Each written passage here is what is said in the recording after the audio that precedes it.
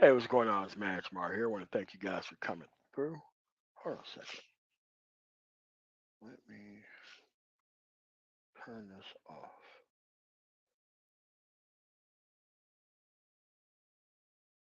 All right. Thank you guys for coming through. Hit a one in the chat if you could be able to hear me. Because I can't see this.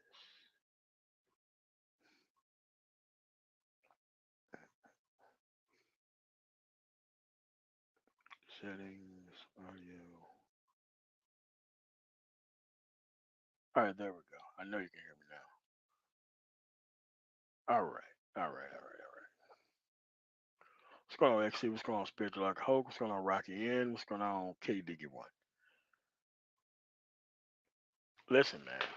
Like I told you guys before, if you don't recognize this cycle yourself, you're going to waste years of your life in this space following the wrong people.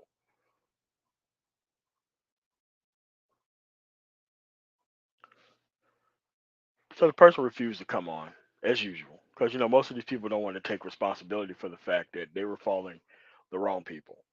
And once they start learning about the process and they're learning how easy it is to simply participate rather than run around in circles pleading helplessness, then you start to realize that, oh, wait a minute.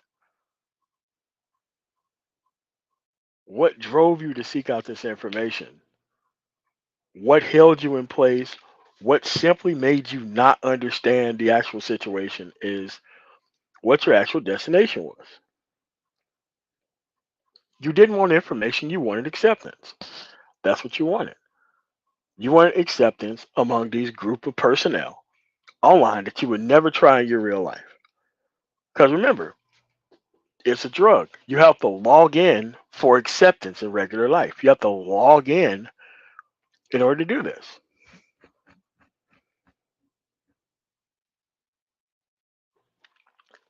So I'm like, look, okay, so you go to this fake ass training that's quote unquote free because you don't want to follow simplistic directions.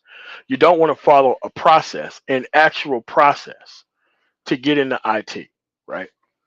Because the process to get into IT is pretty damn straightforward, pretty damn established. And guess what? None of these people offering these free quote unquote courses, none of those people got into IT this way. None of them did. So, in order for you to burn your own credibility, you're the one who have to come out here and defend these people. They're not defending themselves. They're playing a law of averages. They're looking for Dunning Kruger effect specimens who don't have any type of acceptance, who don't know how anything works, and they rather have acceptance than actual progress. They already know that. It's a numbers game. So he tells me about this, bullshit training that he went through. So I'm like, cool. Okay. So you go to this training. Did you hop into a job after this training? He was like, no. Once I knew that this wasn't going to lead me anywhere, I had to go back and get retrained. Uh huh. And what did you learn from going to get retrained? Yes, that you didn't know what the hell that you were doing in the first place. The only thing it did was just held you in stasis around the people that you wasn't supposed to be around. Because none of this stuff is truly designed to move you in position to make a lot of money. The only thing it's designed to do is to keep you hanging out with the wrong individuals while pretending like you're making progress.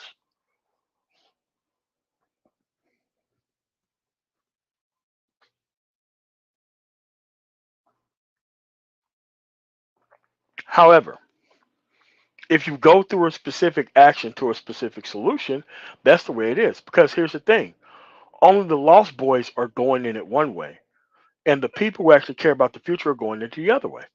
The people who actually care about their sons or their daughters or their future or their outcomes, they're not seeking out hangout environments or the relationship industry environments in order to get you to IT. They just go to the proper research, go to the actual school, go to an actual boot camp, do some actual research, and send you there. They wouldn't send you here. He was like, man, I wish I would have known that. I'm like, bro, we kept telling you that. The point was you wanted to hang out in all these places because they gave you the ability to think you could put all this stuff in the same box. That you could hang out for 18 hours a day following the relationship argument. Back and forth. While getting no experience with the actual women that you claim you want yourself. You match that up with pretending like you're going to be productive someday. I mean, how many times do we have to look at Azrael get clowned and humiliated throughout this space? And he probably still ain't in IT right now. Still hanging out in Bravo Alpha November zones. This person's seen all that shit, and he still went to the same bullshit artist right after that. What's going on, Ron Son? What's going on, Lil Rock? What's going on, Deion Davis? I'm just saying this. You have to learn the difference from between an actual support circle and a paid consumption circle. You have to understand the difference for that. Like, dude, these people who understand this culture so well, they know it's a numbers game. They know they don't have to answer any questions. They know they ain't got to do none of that shit. The moment you step on one of their third rail of bullshit artists, they get mad. Ooh, they get mad. And it's like, well, that's not all that person talks about. I'm like, okay, pull up the actual track record. It looks like that's all this person talks about. It really looks like that's all the person talks about, right? So it's like, and then the person goes through the same cycle. Once they go through the cognitive dissonance of realize that they've been made a fool out of because they made a fool out of themselves. Now it's my job to go fight their battles against the people who wasted their time for them. And I'm like, no, no, no, that's not my job. My job is to be consistent. You were inconsistent with being around these people. The moment you stepped out of line, the moment you asked any questions, the moment that you did something that was like not being actually being fed out of the hand by these individuals, the moment you question anything, it's called Quiz the Prince. The moment you question anything, they throw your ass out the group. Why? That's not the point of the group is for you to ask questions. The point of the group is to give them your pain, and then they give you excuses, fake, false excuses, by the way, of why your pain exists. I keep telling you, it's not the woman. It's your dumbass. It's the man. Because it doesn't matter if 100% of the women are unfuckwithable. The whole fact that your ass is sitting there listening to this shit day after day after day, what's the point of it? If you're not going to engage. Or if you claim that you don't want these people anyway, you got to go move to an answer. So you can't mean to tell me that your whole answer to this whole thing was finding new people to hang out with and not take any action. But that's exactly what happens.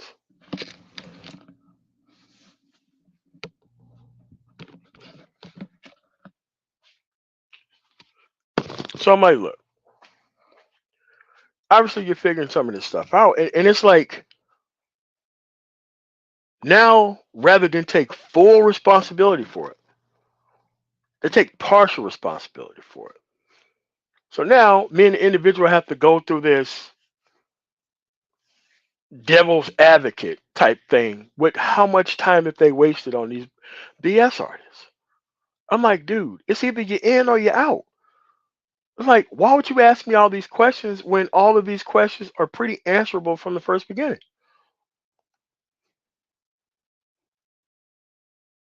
You didn't have an identity. You had the wrong place to go on the barometer as a solution.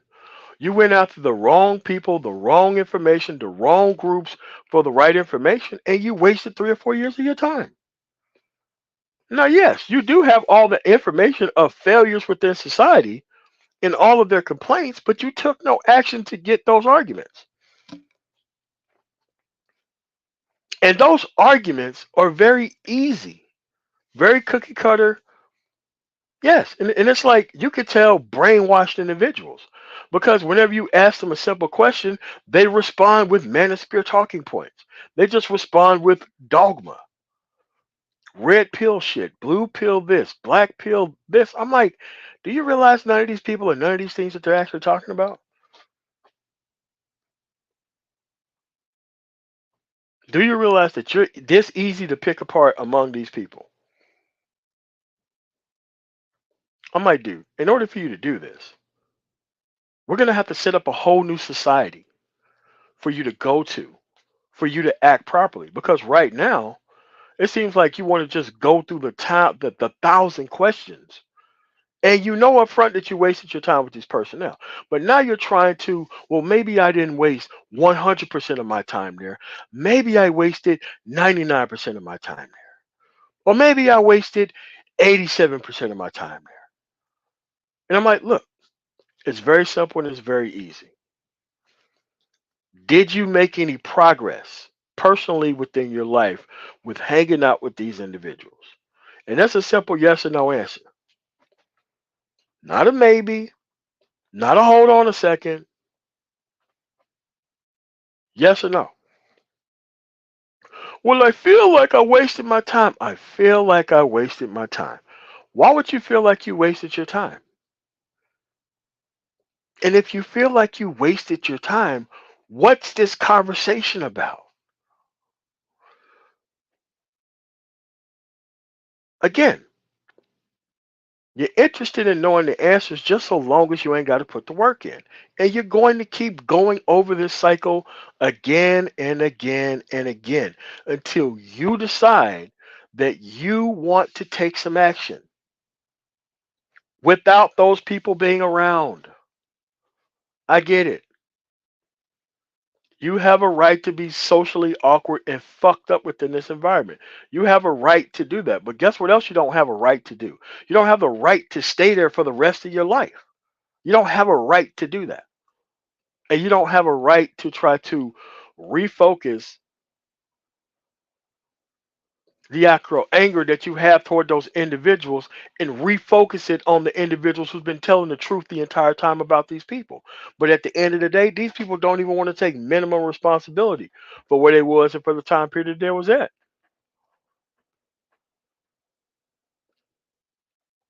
That's why so many people just disappear from the space.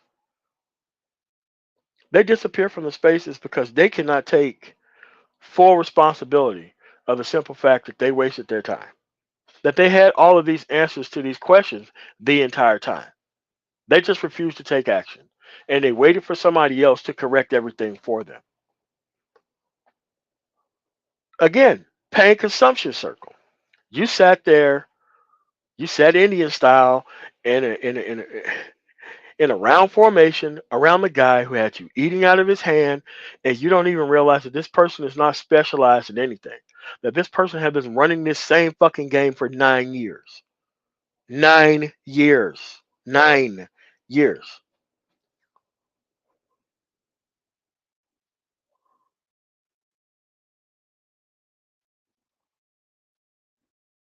I'm like, okay, if you don't believe me, ask this person how long they've been here. Ask this person right here how long they've been here. They've been here long as I have.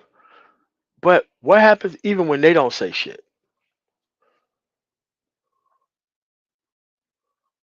What's going on, Ma Perry? And then it's like, oh, it's BGS's fault. It's Obsidian's fault. Like, it's none of those guys' fault. None of those guys' fault. That's not their fault. It's not their fault that you don't know how to fucking read. It's not their fault that you didn't take no action. It's not their fault. It's your fault. And you have to take responsibility for that shit, for the time that you wasted. Or else you can slink like a coward, sit there in the back and just be quiet. Why you listen to the same shit? Why you keep pretending in front of a bunch of new group of lost men and don't tell them that these people are full of shit and they're about to waste your time? There's a lot of collective silence that goes into this cool uncle persona within this space.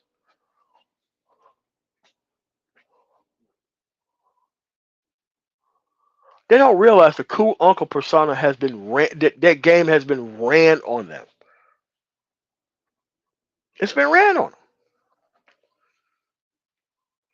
I'm like, dude, listen. The correct information had to be prepared one time. One time.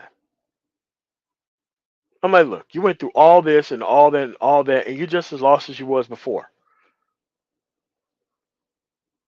Why? You're waiting on a turnkey system that you didn't invest in, that you didn't research, that you didn't practice, but it was going to work. And the only way that you was going to have progress is if somebody did all the work for you. Why do you think these $7 and $8 books that give quote unquote millions of dollars worth of information sell the most? They sell the most because it's easy. Pay the money, don't practice it, wait for other people to practice it, see what happens. Again, there's no action taking component on this person's side, nor any research component taken on this person's side. You know how many trucking programs and real estate scams and pretty much confidence man schemes that I run across that people get me to actually look at? I was gone new. I'm like, dude, at some point, it's not those people, it's you. And until you decide to separate from this shit, right? Because these people come here with no identity, no sense of self, nothing. The only thing you want to do is you want to be accepted, you want to be a follower, you want to hang out, you want to be ignorant as fuck, you just want to get your shit off in this conversation, and that's it. It don't have to be a right or wrong. It's just your unbridled fucking ignorance that's being shared and no one throwing you out of the conversation. Yes, that could be a high.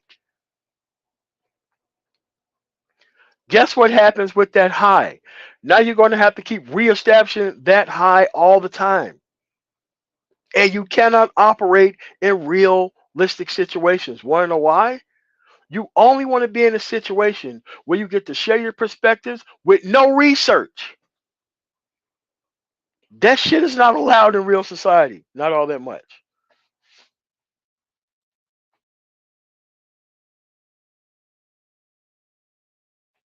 That shit is not allowed in society all that much. You come in, you say something fucking stupid, people just gonna skip over you and they're not gonna come back to you for anything. Now you're going to complain that, oh, it's the system that's the problem. It's like, nah, man. People who invest time in things, they don't have time for untested liabilities. They don't have time for people who just want to walk in here with pure emotion, no research, say a whole bunch of dumb shit, don't want to get checked on it, and still want to be a part of the conversation where everybody give their perspective that is actually based on research.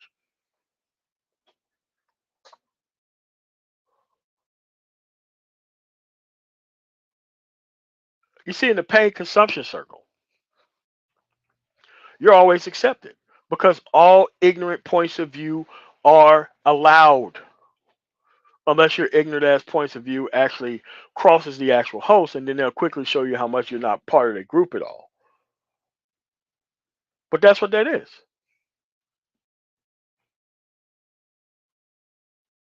How many times do you have to see so-called barely functional individuals who still fall into this cool uncle trapdoor? They fall into the cool uncle trapdoor. They try to be around this relationship argument bullshit, and then they just take their actual play carrying ways over to counterproductive places.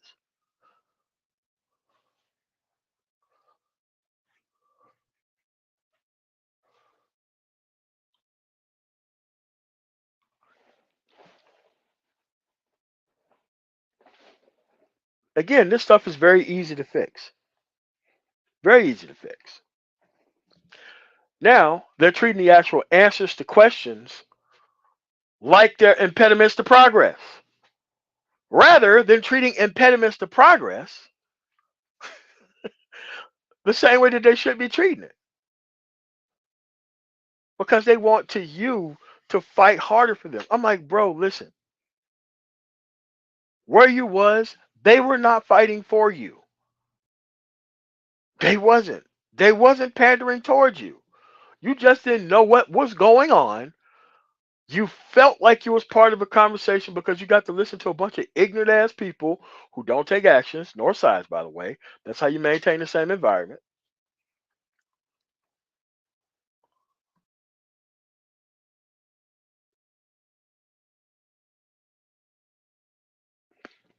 What they don't know about Shannon Sharp is Shannon Sharp does not like black people at all. Shannon Sharp hate niggas. Shannon Sharp hates entertainers. Shannon Sharp has never dated a fucking black woman. Ever. Don't you think it's kind of odd that nobody from Denver is being fucking interviewed on this show? Dude, this dude never fucked with entertainers like that. Not during his career. Dude, I'm not saying shit. I'm just gonna let this shit sneak up on people and surprise the fuck out of them. Cause look, there's always another dumb nigga to follow. There's always another one. Especially if you don't believe in realistic people actually doing realistic jobs, you always have to go to an entertainer.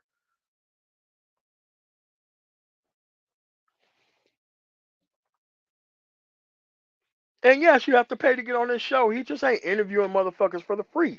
That ain't how that works.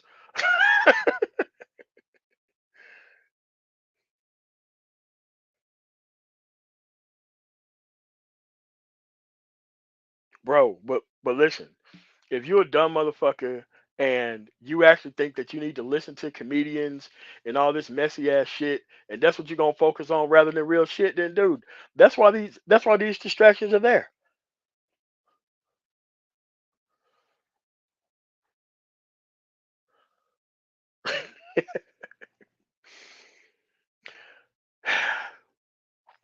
Like, bro, like, okay, so you don't interview Rod Smith, you don't interview Von Miller, you don't interview Antoine Walker, you don't interview, I mean, like Clinton Portis, like, dude, the list could go on forever.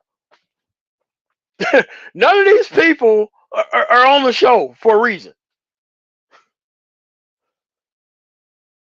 But hey, listen, man, I let them do sit there, stay there, and be on that shit,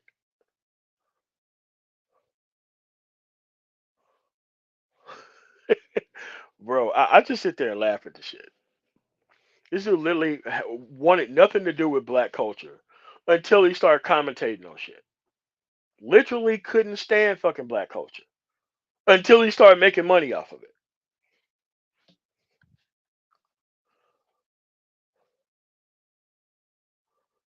But these people are that easy and that predictable and that easy to draw off sides.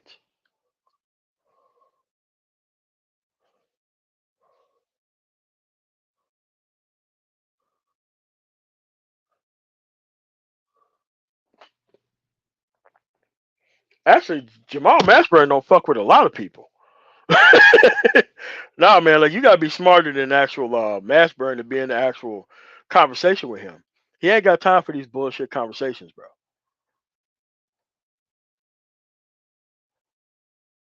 Nah, he ain't got time for that. He's another guy who can't stand entertainers either. He did his time. He owns his franchises, and that's what he got.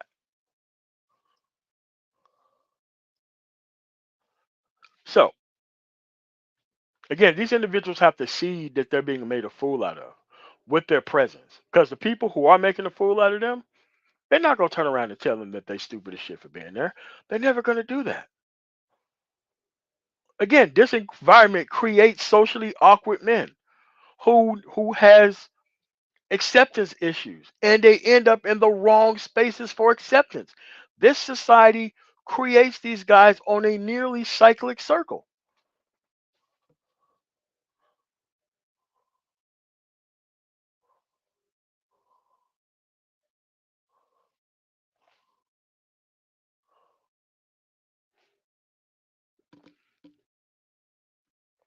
And they'll come in with the words of brotherhood. From the first beginning, they'll come in with the words of brotherhood.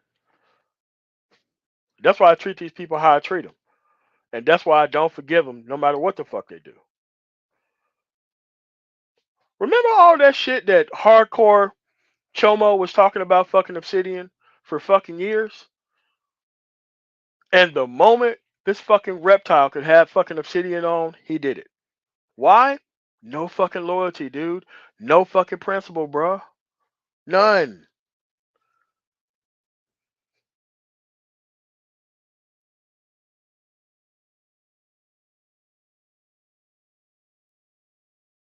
None. None whatsoever. But here's the thing. Why would people, fake street people, come here to believe in other fake street people? Why? No identity. No identity. And yes, men who are lost are easily tricked by one trick ponies. These people are one trick ponies. They have not changed their actual content in years. They literally run the same exact show every day and they never catch on.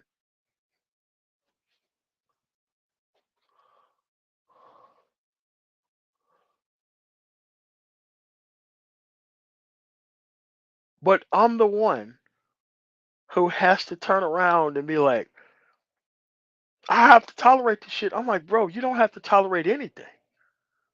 Toleration is a choice. Just like they try to make a choice to try to silence dudes who actually give out proper information in the space, people who have a side pick, people who care about changing shit. But when it comes to individuals who just want to be stagnant there, they say nothing about. It's gone, shut your web.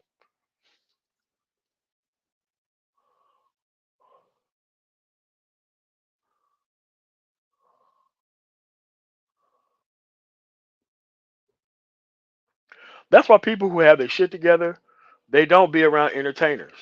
In our group, we make sure if your ass is anywhere entertainment focused, we can't have you around because entertainers will take your personal business and they'll put that shit out to the general public for merely entertainment purposes, and they don't expect any type of harm to come to them when they do that.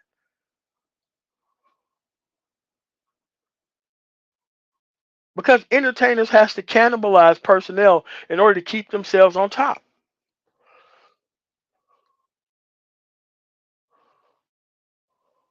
What's going on, cynical one? Like they don't build anything. They just consume the environment. And when they don't get their way, other people's personal business come out of nowhere. Even though they was part of the same system with the same groups of untrustworthy people. They just happen to have lost out.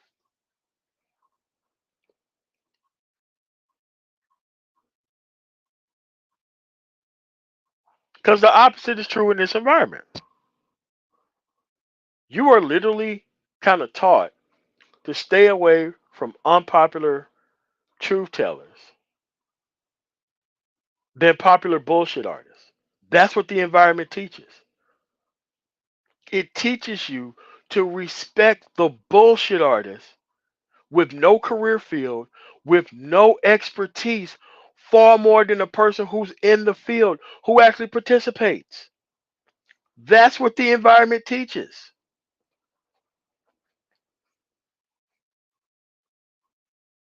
And a lot of people think, you know what?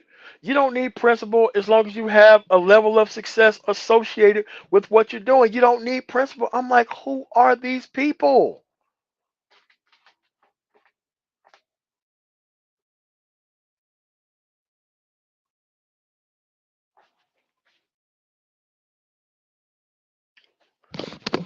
It's called Larry H. What if you have your stuff together and not look at any of you for self importance because you already had your stuff together? Yeah. Well, there's two ways you can look at that statement. You see, this is why I would like to have a conversation with somebody say that statement. Because you never go to BGS and tell him about his level of self importance when you lie about shit.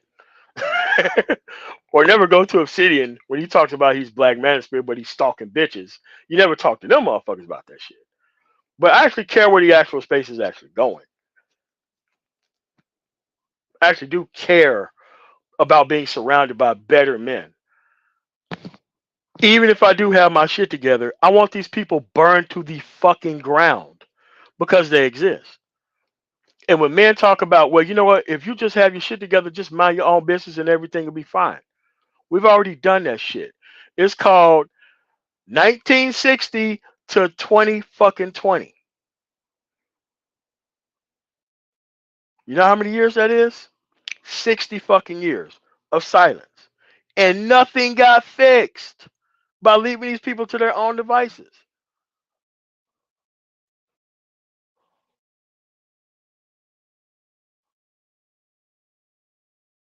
But if you just left everything to yourself, then nothing would get fixed. Tell me, Larry H., what is your timeline for things to get fixed? If everybody just left everybody the fuck alone and left everybody to their own devices, what is your timeline on how things get fixed?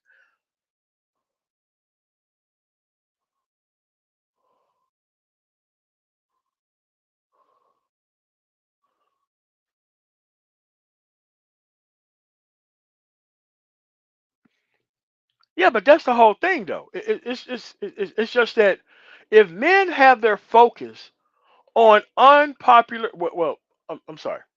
Let me say it again, Larry H. If men have their focus on what power is based off of popularity and fucking bullshit, they're always gonna follow the wrong people. Every time. Every time. I have not seen so many fake street worshiping dudes in my life. I've never seen this shit in real life.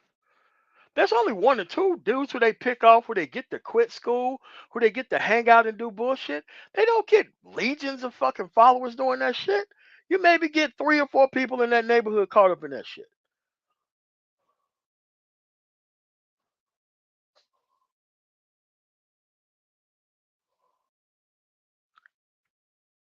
Thank you. Get the information and leave. If you get the information and fucking stay, trust me, you're gonna be lost like a motherfucker. Trust me. Because a lot of these people run the same game.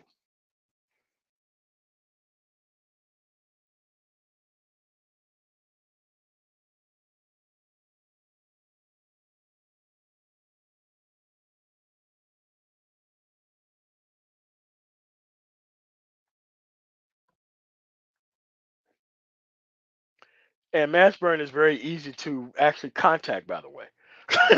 He's not hard to reach. But if you actually reach him, he gonna put your ass on the plan. And if you fail any part of that plan, he's not gonna fuck with you. He's not gonna talk to you. He's not gonna give you another chance. Nothing's gonna go wrong along the people who's ready.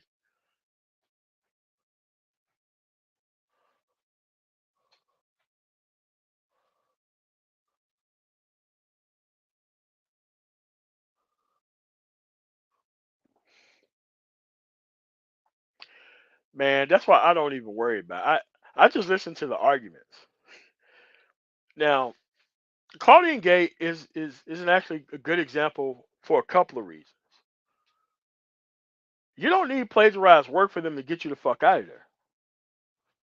Look at Cornell West trying to attach himself to whatever that he possibly can.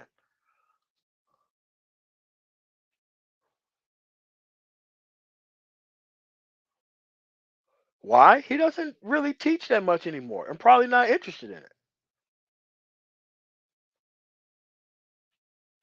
So now he has to seek out sparring partners where he can have this both sides of his fucking conversation.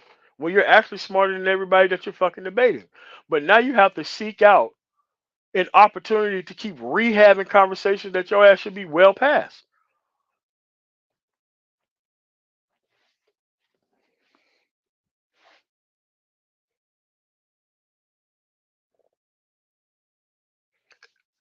And this is why you don't see Dr. Thunder or Tia Son Johnson talk about the actual affirmative action ruling when it came to universities. Why? They already got their fucking tenure, bruh. They don't give a fuck about nobody else coming through the door.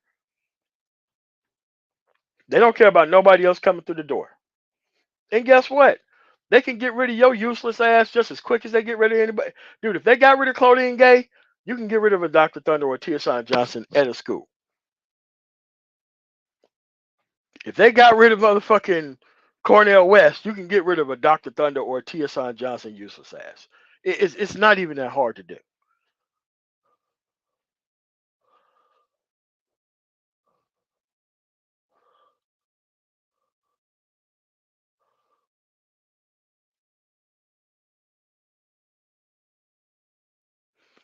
And then these dudes, these affirmative action hires, with these arts majors who don't own any organizations, by the way, who attach themselves to bullshit artists, by the way, they act like they're immune.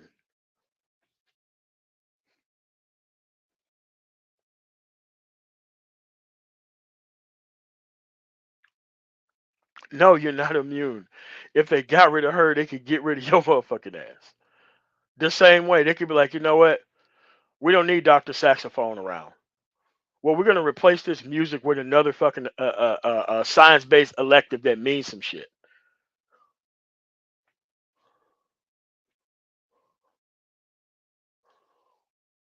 Or since we have a political science department, what is this black male agenda that you have that haven't been updated since they're getting rid of DEI programs and they're getting rid of the Rooney Rule and fucking football? How do you have this black male agenda that you haven't updated since that ruling? And you're still grifting off of that actual thing. Actually thinking that a bitch did me wrong database is gonna work. No, you lock up the person when they lie under oath. That's how you solve the problem. You actually need to be convicted of something to be put on the database. You need to be convicted of something. Think about it. That sex offender database, you have to be convicted of something to be put on the database. They just don't put your ass on the database if you haven't been convicted of shit. So the only thing you have to do is lobby for people to be actually charged with crimes when they do them. You don't need a fucking database. But to do it for the maximum emotional appeal to dumbass motherfuckers who don't know how the system works, you just say, well, you know what, man? We just need a database. We need a bitch did your own database, so that way, whenever I come in contact with a bitch, I can just look at the bitch did your own database. All right, okay, she's out. Like, bro, listen, man. All these motherfuckers being put on child support and all this shit, dude. A bitch did your own database ain't gonna fucking help you.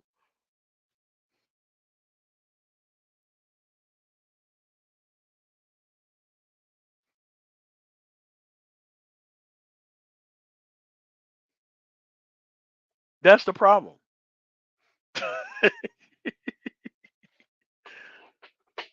That's the problem. It's like simple problem solving things for men are just things that are just not even happening.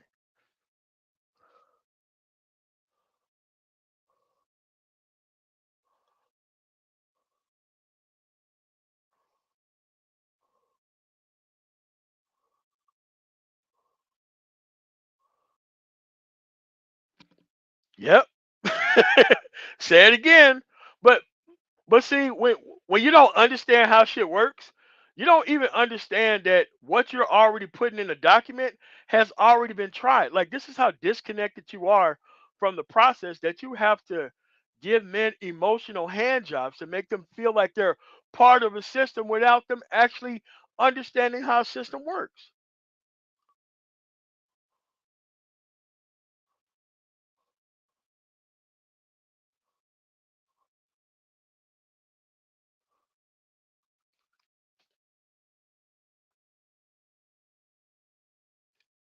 Dude, that shit ain't gonna help you. Waiting for all that shit on that agenda to actually be passed, it like, bro, you could have been sped up past all that shit at that point.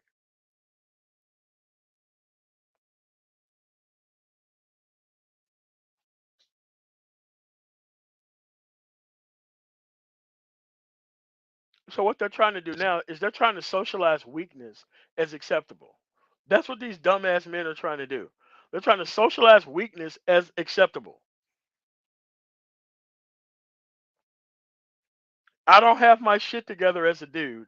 I didn't go out there in the actual proper career field. Let's blame black women for that.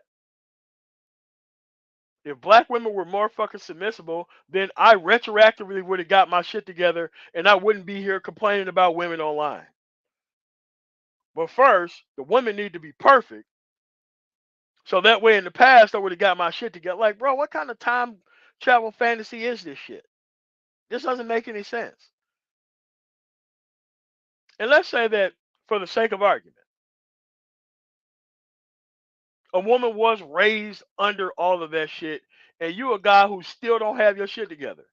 Why on earth would a guy who cares about his daughter want her daughter with a nothing ass dude like you?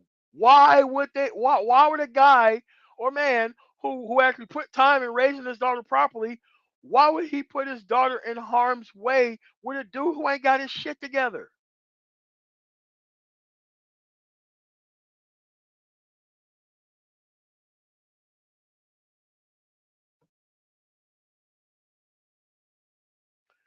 Yeah, dude, listen, man. I've talked to many different people in California, and they can't wait for this motherfucker to show up on some shit. Bro, they're gonna throw his ass out the door and they're gonna humiliate the fuck out of him and pull up his goddamn video track record like, bro, you can't sit over here with us.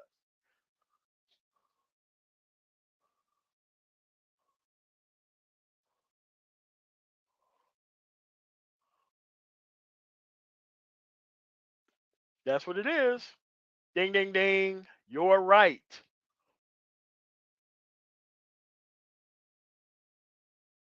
A masculinist with a feminist fucking education who don't have a real fucking career field.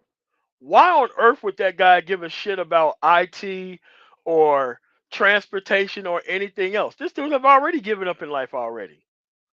He's not connected to no fucking organization trying to make any changes, even though he's trying to take advantage of other people's fucking work when there are changes.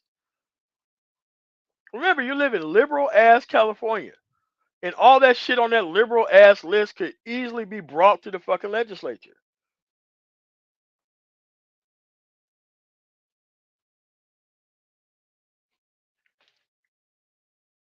Say it again. This is a skill based economy. I can't wait till these fucking migrants start outpacing these stagnant ass fucking men who want to fight for minimum wage fucking jobs, man. I can't wait for that shit.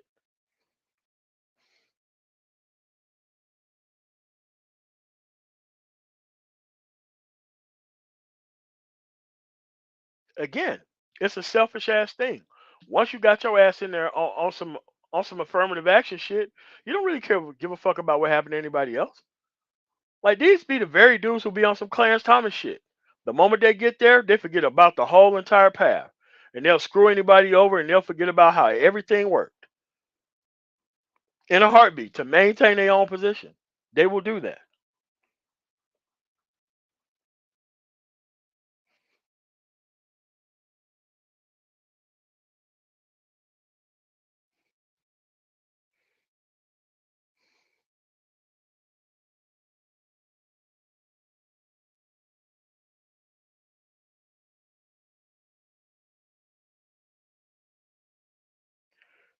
Okay.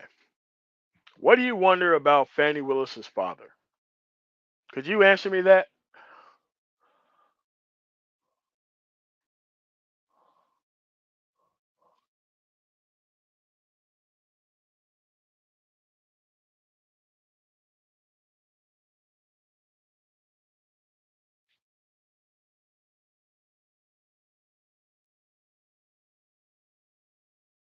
Yeah, you are right about that.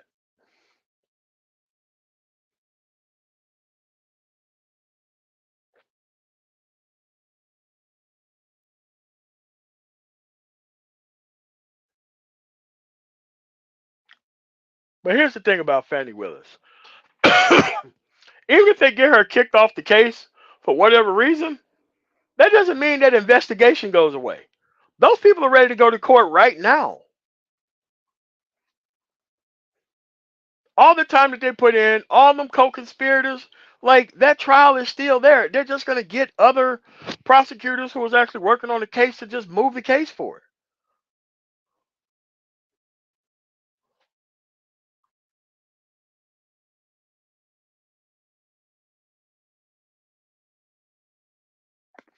Let me tell you about this guy, John Henrik Tour. I remember having this guy on 4 years ago, maybe even 5 years ago at this point.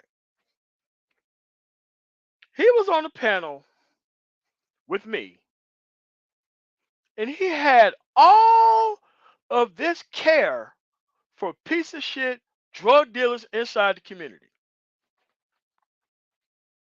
Then I simply asked John Henrik Tour, hey man, can I sell drugs to your fucking daughter?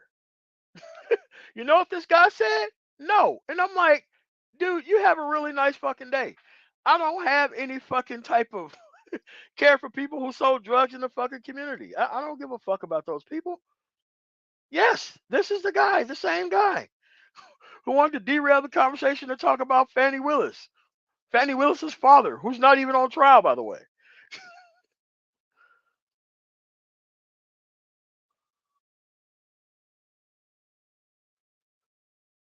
Hey man, you got to go somewhere else with that gender war shit, man.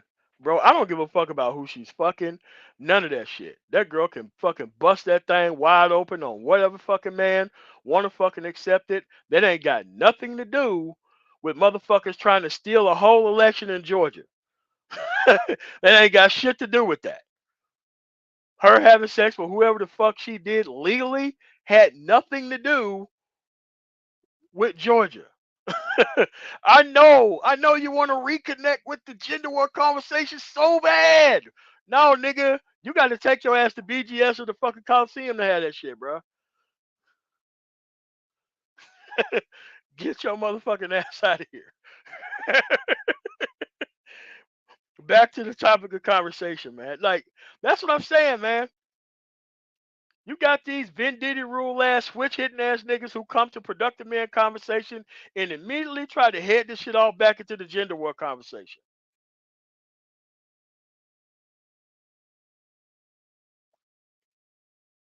Bro, that's what I'm saying. A woman that you don't fucking know. A woman that you don't know.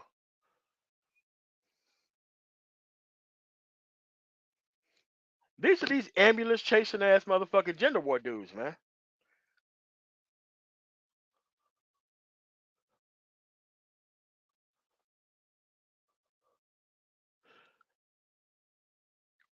It's kind of like when you're around these weird ass dudes and all they do is talk about sex because it's obviously that they've never had sex before. That's how this shit sounds. You know, like we're not even talking about the same stupid shit that he's talking about. Then all of a sudden, dumb nigga gets the ball. Now we got to talk about bitches all over again. Like, nah, bro.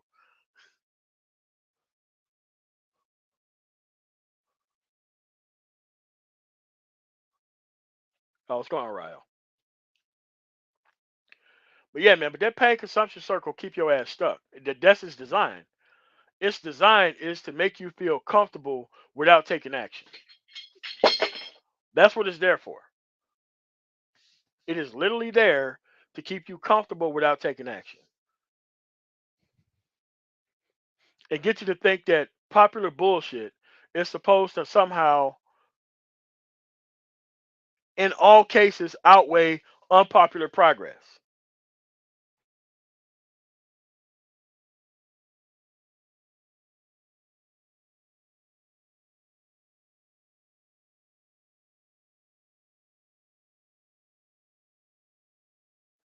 I didn't even know Carter G. Woodson was going through the same shit in his day. Once I bought that Carter G. Woodson suite of books from audible.com and I sat down and listened to all this shit, I'm like, damn, these people was going through the same thing in 1919 with the same bullshit artist PhDs who was comfortable in these schools, who was selling out the black business class. Like, bro, they was doing the same shit then.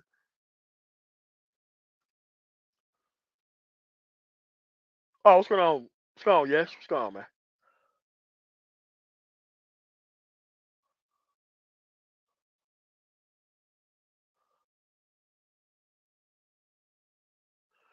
Because the pain consumption circle, it doesn't provide you any type of answers or results. Because nobody within that pain consumption circle wants you moving toward any type of solution. Okay, so how's Dr. Saxophone, who's already married, by the way, how the fuck is he giving you an answer to how you get a woman and how you get married? I'll wait. Or Dr. Traumabon Hassan Johnson, who don't have an actual PhD in anything medical, who talk about the pain of black boys because he ride around on that shit like a surfboard. Did he ever tell you to dodge dealing with these women in the first place? Of course not. He needs you going through this pain so that way he can have a platform, which is no different than the fucking octane system from the BGS grifter. He needs you to assume that all women are bad and for you to fuck with the wrong inventory of women so that way you can have the same complaints so that way he can keep his platform.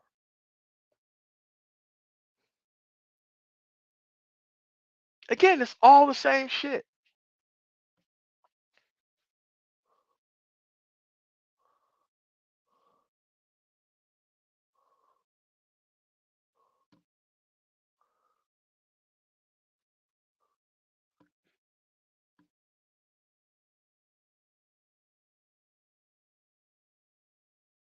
hmm The only thing you got to do is isolate these dudes from the actual environment that give them 100% acceptance and ask them simple questions. They don't even know how shit works. They don't even understand how anything works. Why? They just want the actual prism of universal acceptance.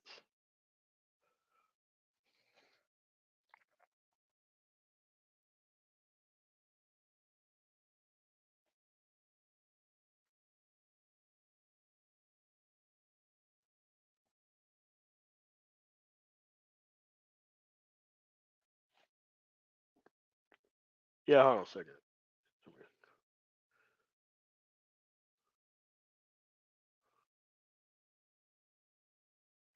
Yes,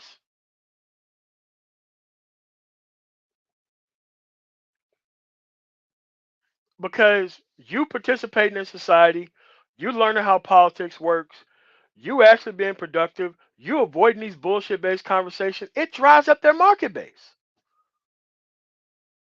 Obsidian literally showed you once he got deleted off YouTube, which I think was never going to happen, he literally showed you every bullshit artist within this space. He literally showed you that from Dr. Thunder to Tia Sun to fucking Hardcore Chomo. Like, he showed you all the people not to trust because they will do anything for an actual audience and short term money.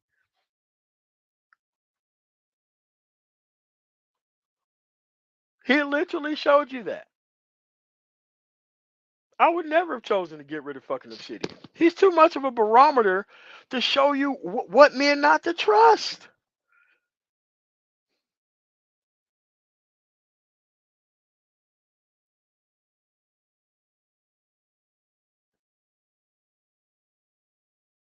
There is no way that you get rid of something that valuable.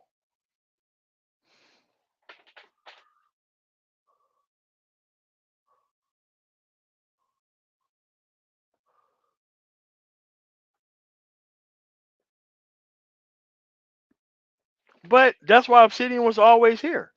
Obsidian told you that he was here to make money. And you never gonna get me to talk shit about Obsidian. Ever. Because he was transparent and up fucking front.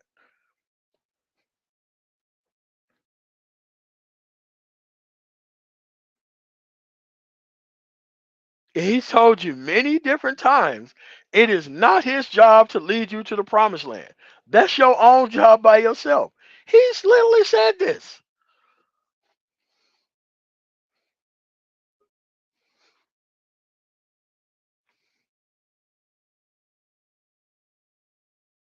Well, what's going on, man? Peace, bro. Peace, bro. It's good with you, man. How's the family, man? Oh man, everything's good, man. Just preparing, this land for, the farm season, man. Oh boy. Get it. You signed up for a whole bunch of shit, and then you out there with 400 acres of shit, and it's like, yeah, this shit's a lot bigger than it fucking looks. Hey, we need to do farming. Then you out there. Oh shit. I'm like, shit, motherfucker. I'll go to Mexico and I'll do motherfucking sharecropping like it should have been done. Man, Motherfucker, go get people with the skills, build a big ass house out there, and get them whatever the fuck they want to, as long as they work the land properly. man, What's you the think problem? just how, bro? You think just like how I think? Because I've said the same thing for years. Absolutely, absolutely. Um, man, salute, man. Um, you know, we've been doing this stream, this series on the fight between the black intelligentsia and the black business class. Um, on the brain trust, me and Complex, and I was having a conversation behind the scenes recently, and I showed this particular brother some information on how the suffragists or suffragettes were able to use um, the fight over voting rights uh, for black men and for white women, were able to use and manipulate the South into um, supporting them getting the right to vote, in terms of keeping or tamping down black men's ability to vote. Um, for those that don't know, there was a time where after the Civil War, the Congress, after the war was over, they had passed certain rules that, as it related to the southern states coming back into the Union, that there was a penalty to pay for preventing black men from voting. They would literally take away proportions of your representation in Congress. So this was a way to actually keep them in check in terms of not being hostile towards black men. Obviously, when they pulled the federal troops out, that changed the game. But No, man, them white women, federal troops should have stayed there for like 100 years, man. yeah, I that I, I if you want to significantly say, disagree with that.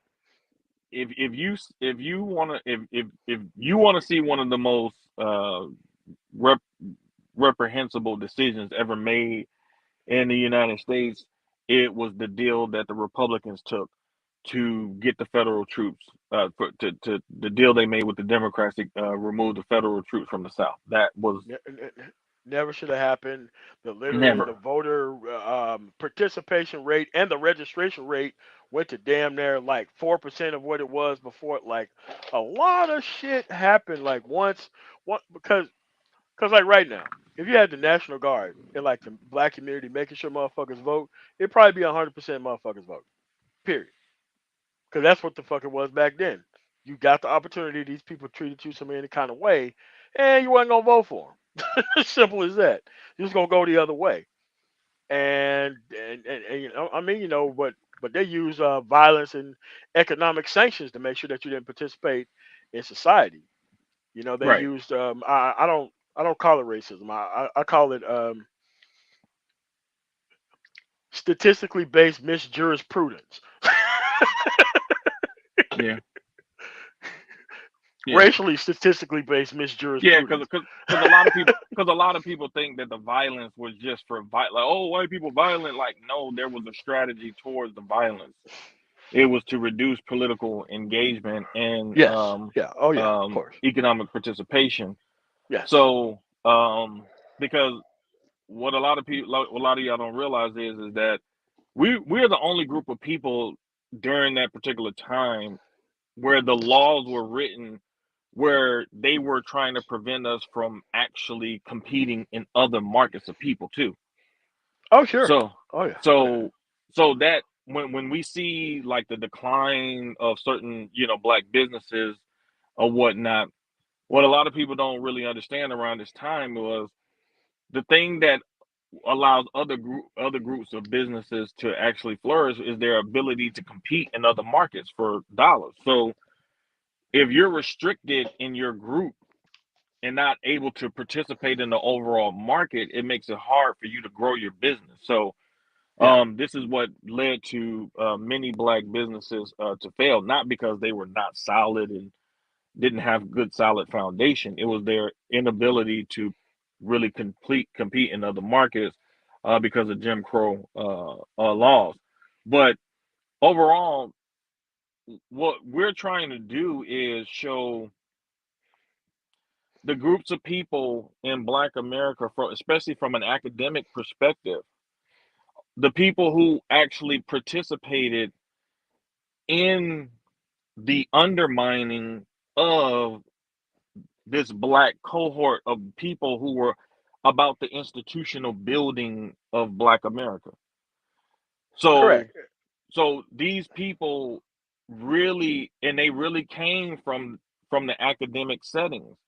And Yeah, they did. They did. I know it ruffles people's feathers when we bring up Du Bois and we bring up E. Franklin Frazier and different types of people, but y'all have to understand that what you've been fed throughout these decades, man, has been a miseducation. The problem is that you've been primarily miseducated by other black people, not white people. That's the issue. Like you because you have accepted certain things from certain types of black people because they got a PhD, for example, you just automatically assume, hey, well, that's a black person, they got a PhD, they're not going to tell me anything wrong. Yes, they will if they sold out. Man, Shit. like a motherfucker. They'll tell you anything if you believe it. I Like, mean, let me answer this question in chat. No, not yet. All right. So let me explain how that system works. All right, slaughterhouses are strategically placed in the United States, strategically placed for a reason, and it's literally set up for you to give away all of your livestock to them while they make all the money. It's literally set up that way. That's why it's better to get credit accounts and sell your crops to other countries. So that way you can stay flush with actual money rather than waiting on the farm bureau and the farm system to actually cover you under their system. Like a lot of people don't even know how that works. And it's like you could do that, but if you don't have a buy-in with the actual slaughterhouse, it's literally they literally don't give you shit for transporting like because they charge a gang of money to transport your livestock to them where they don't give you shit for your actual livestock either. okay. It's kind of like corn. Like when you grow corn, a lot of these ethanol places only want to take the corn. They don't allow you to process it into ethanol and to sell it somewhere else. They only allow Mm, you to do one thing or the other. And it's mm, kind of the same thing with actual livestock as well. Oh, you can create livestock, but there is not going to be an actual slaughterhouse that's going to give you a better deal than literally nothing. But mm, you can still make a living by just selling your livestock there while they turn your livestock into 50,000 different products and you don't even know how any of that stuff works and you don't have any access to the labor to even create all that. But they will give you a per pound rate, which is still lower than what they significantly get out of your actual livestock. yeah, I mean, you know, and this is, for those that don't know, like this, this is kind of similar to some of the stuff Booker T. Washington was talking about. Um, One of the things, I don't know if y'all know this, is that um, he created a program at Tuskegee where they chose black men from Tuskegee that they thought would really exemplify what they were trying to do. And they would basically give them some land to start their own farming.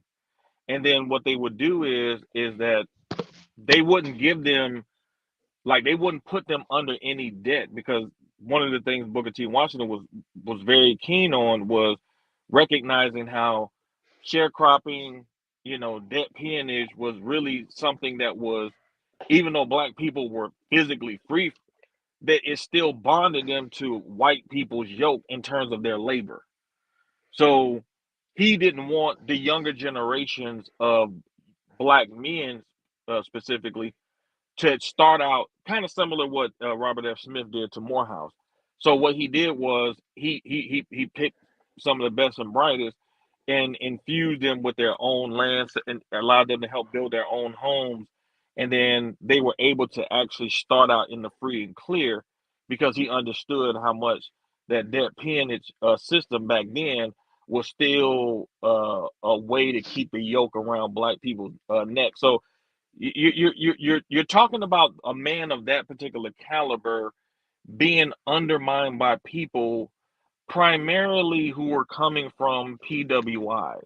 Okay, because when you look at the HBCUs, they were typically agricultural and mechanical, so they were really Yes. agrarian based and trade based. So he was one of those people that was able to help the transition from the more agrarian based economy to the more industrial based economy. So he obviously knew that the trades were going to take a greater precedence over the future, which is why he said his plan could take 100 years to implement. But he was one of the people that decided to be at the foundational level. He wasn't going to see it actually fully implement, but he was just going to get the process started. And so you have this fight amongst black people who they didn't want to do it that way. They wanted to go straight for, hey, we want this, blase, blase, this. And what they didn't understand was some of these people came from the north. So if you understand the environment back then, the Civil War was a bitter ass war. There was a lot of ill feelings from people in the South towards the North. There was even ill feelings of black people in the South towards the North because when General Sherman came into the South, there were black people who owned property. There were black people who had businesses. And when they came into the South and was running the Confederates out of those towns or whatnot, they were just absconding black people's property as if it was like these white people property. And so it got to a point that after the war, they had a commission where black people were able to make claims against, what the Union soldiers were doing. So you got this whole type of environment in which people like Booker T were trying to operate and trying to really get black people to really get in line with a certain program to really keep them safe, but to ultimately allow them to develop their own economic underpinning so they wouldn't have to be dependent on white people because he knew the sharecropping and all of that type of stuff was going to keep, even though black people were physically free, it was still going to keep them in a state of bondage to whites, especially in the South, who didn't really want them to ever get free in the first place. So you got these types of people in terms from an academic perspective, especially coming from the North, like the Du Bois, like who really didn't understand the nuances of the South and how things were being arranged, how people like Booker T. Washington was moving within these spaces. He couldn't come out there talking like Malcolm X, man. He would have got killed. I mean, it was multiple No, deaths. man, immediately, man, like, out of Nah, he there. would have Like, got nah, killed, man. bro. Like, Yeah, you know yeah, what I'm saying? yeah. So, Yeah. You, so you, he, so, so you gotta when people talk about like, well, he didn't say this. Well, nigga, if you was back there, you wouldn't have said that shit too if you was in the South, Not, because you'd have got nah. your ass ran up out of there. Like, you wouldn't have been that type. You wouldn't have been that type of person. So we gotta really, really unravel this shit because what we are experiencing in this space amongst black men, like this is the most embarrassing shit I've ever seen. And the reason why I would say this is because how are you gonna look at some of the greatest men who helped establish an economic foundation into which many of your HBCUs came from, your banks came from. How are you going to say when we're delivering content describing and explaining this history? How can you say it's boring and then turn around and say, well, nobody respects black men? You don't even respect your own cultural legacy, because if you understood your cultural legacy, you wouldn't do a lot of the dumb shit you're doing, man, because you will have a responsibility to those that went before you, because you understand what they represented and what they did for you. So you feel like you have to represent in a certain fashion, man, to show your appreciation for what they did for you. Well, I think to a large extent, you have most of these people here are ahistorical. They're ahistorical. They don't think the history is significant. And I always gave myself a lot of credit on history, but I was talking with I'm done. MOC about it, and a couple of other brothers, Mike and them. I'm looking at Clay Kane's book. I'm actually reading it again the second time. I got it yesterday. I'm actually going through my second reading on it. The grift, which really kind of gets into, how, it gets into the Black Republicans and how, they've actually changed over time from the time of right after the Civil War, that period, and then up to today to where we are politically, especially from the Republican Party standpoint. But he goes deeply into detail about how would I say, Booker T and all, and really talks about politically, one of the key reasons why our Black community, we were able to do certain things economically, but let me tell you, the violence, having lack of, and we worked politically very, very, very strong, but that's why they got rid of Reconstruction. Then they were able to literally, how would I say, declare war fully on your community. And to a large extent, what really shut us down was was the political violence and the amount of violence that came after when we were disenfranchised. They took your vote away, and ultimately they weakened your community. So your communities were literally being assaulted on a regular and consistent basis. You were Hmm. you were being assaulted. So people like Booker T and all, and they talked about, and I think he was critical of Booker T in a sense where Booker T was saying, "Hey, listen, don't try to be politically superior out here. Leave it to the white boys. Let us just get our trades and stuff together, and let's try to do this from a business side." But where Booker T and these guys were kind of off base was, they weren't pushing the political game even that much further, which you needed to have, because that ultimately protected your community. That ultimately kept how would I say, the federales and all them in there to help your community to be protected against white violence, against tremendous amount of white violence, and Oh, that tremendously destabilized your community. And then when they were able to literally segregate you successfully, they were also able to sequester resources to a large extent from your community. It was very difficult, and it's still in many respects that way today. So and obviously we see brown water in the Black communities and everything else like that. So politically, Mississippi. in Mississippi, I mean, Hmm. so politically, this is, I mean, we can get into this deeply because it's a deep read, and the intellectual aspect of this is really intense. But historically, looking at what we have encountered, really has a very strong, deep, deep, deep, political, it's economic, but it's deep political roots to where they've really tried to do all they can to disenfranchise you. And that's what that's what Reconstruction was all about. It was to disenfranchise you, and they successfully did that. And then after Booker T and all them were fighting, we're getting disenfranchised, and they were saying stay here with Whitey and kind of let Whitey kind of run the show, if you will. Then they came in there with Plessy versus Ferguson in '96, and that stayed the law of the land until Brown versus Board of Ed. So I mean, they steadily did all they could to disenfranchise you and keep you from being. Um, you cannot be a real strong, how would I say, economic power also without having a strong amount of political chops. You have to have both, and that's where their game was coming from. I just want to make sure that we keep a key eye on that, because that's very, very relevant to what we're talking about today.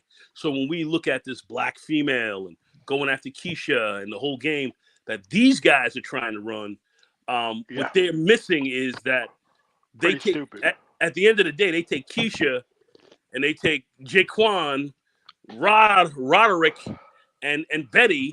Or they put us all together and look to disenfranchise you as a community.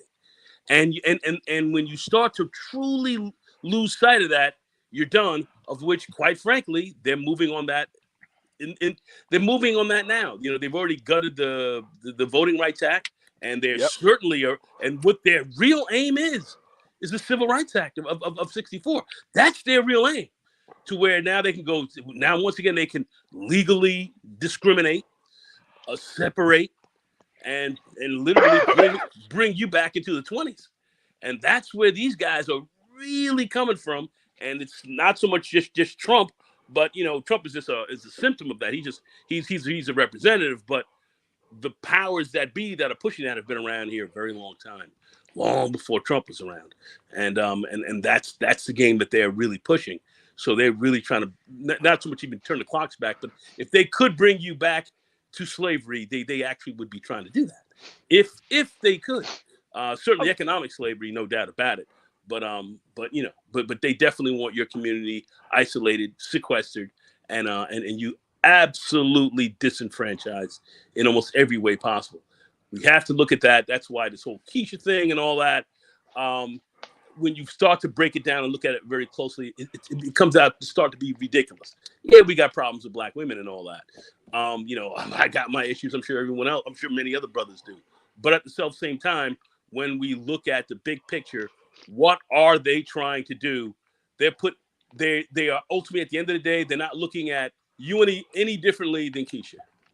They're not looking at you any differently. And if they are, show me what laws, show me what type of agenda they have that they're keying you in on that's different than her, and you will not be able to find that from them. And I'm just saying we have to look at this a little bit and think a little bit more critically, because some of the people that we have calling ourselves leaders who are coming out here and are talking are on a grift.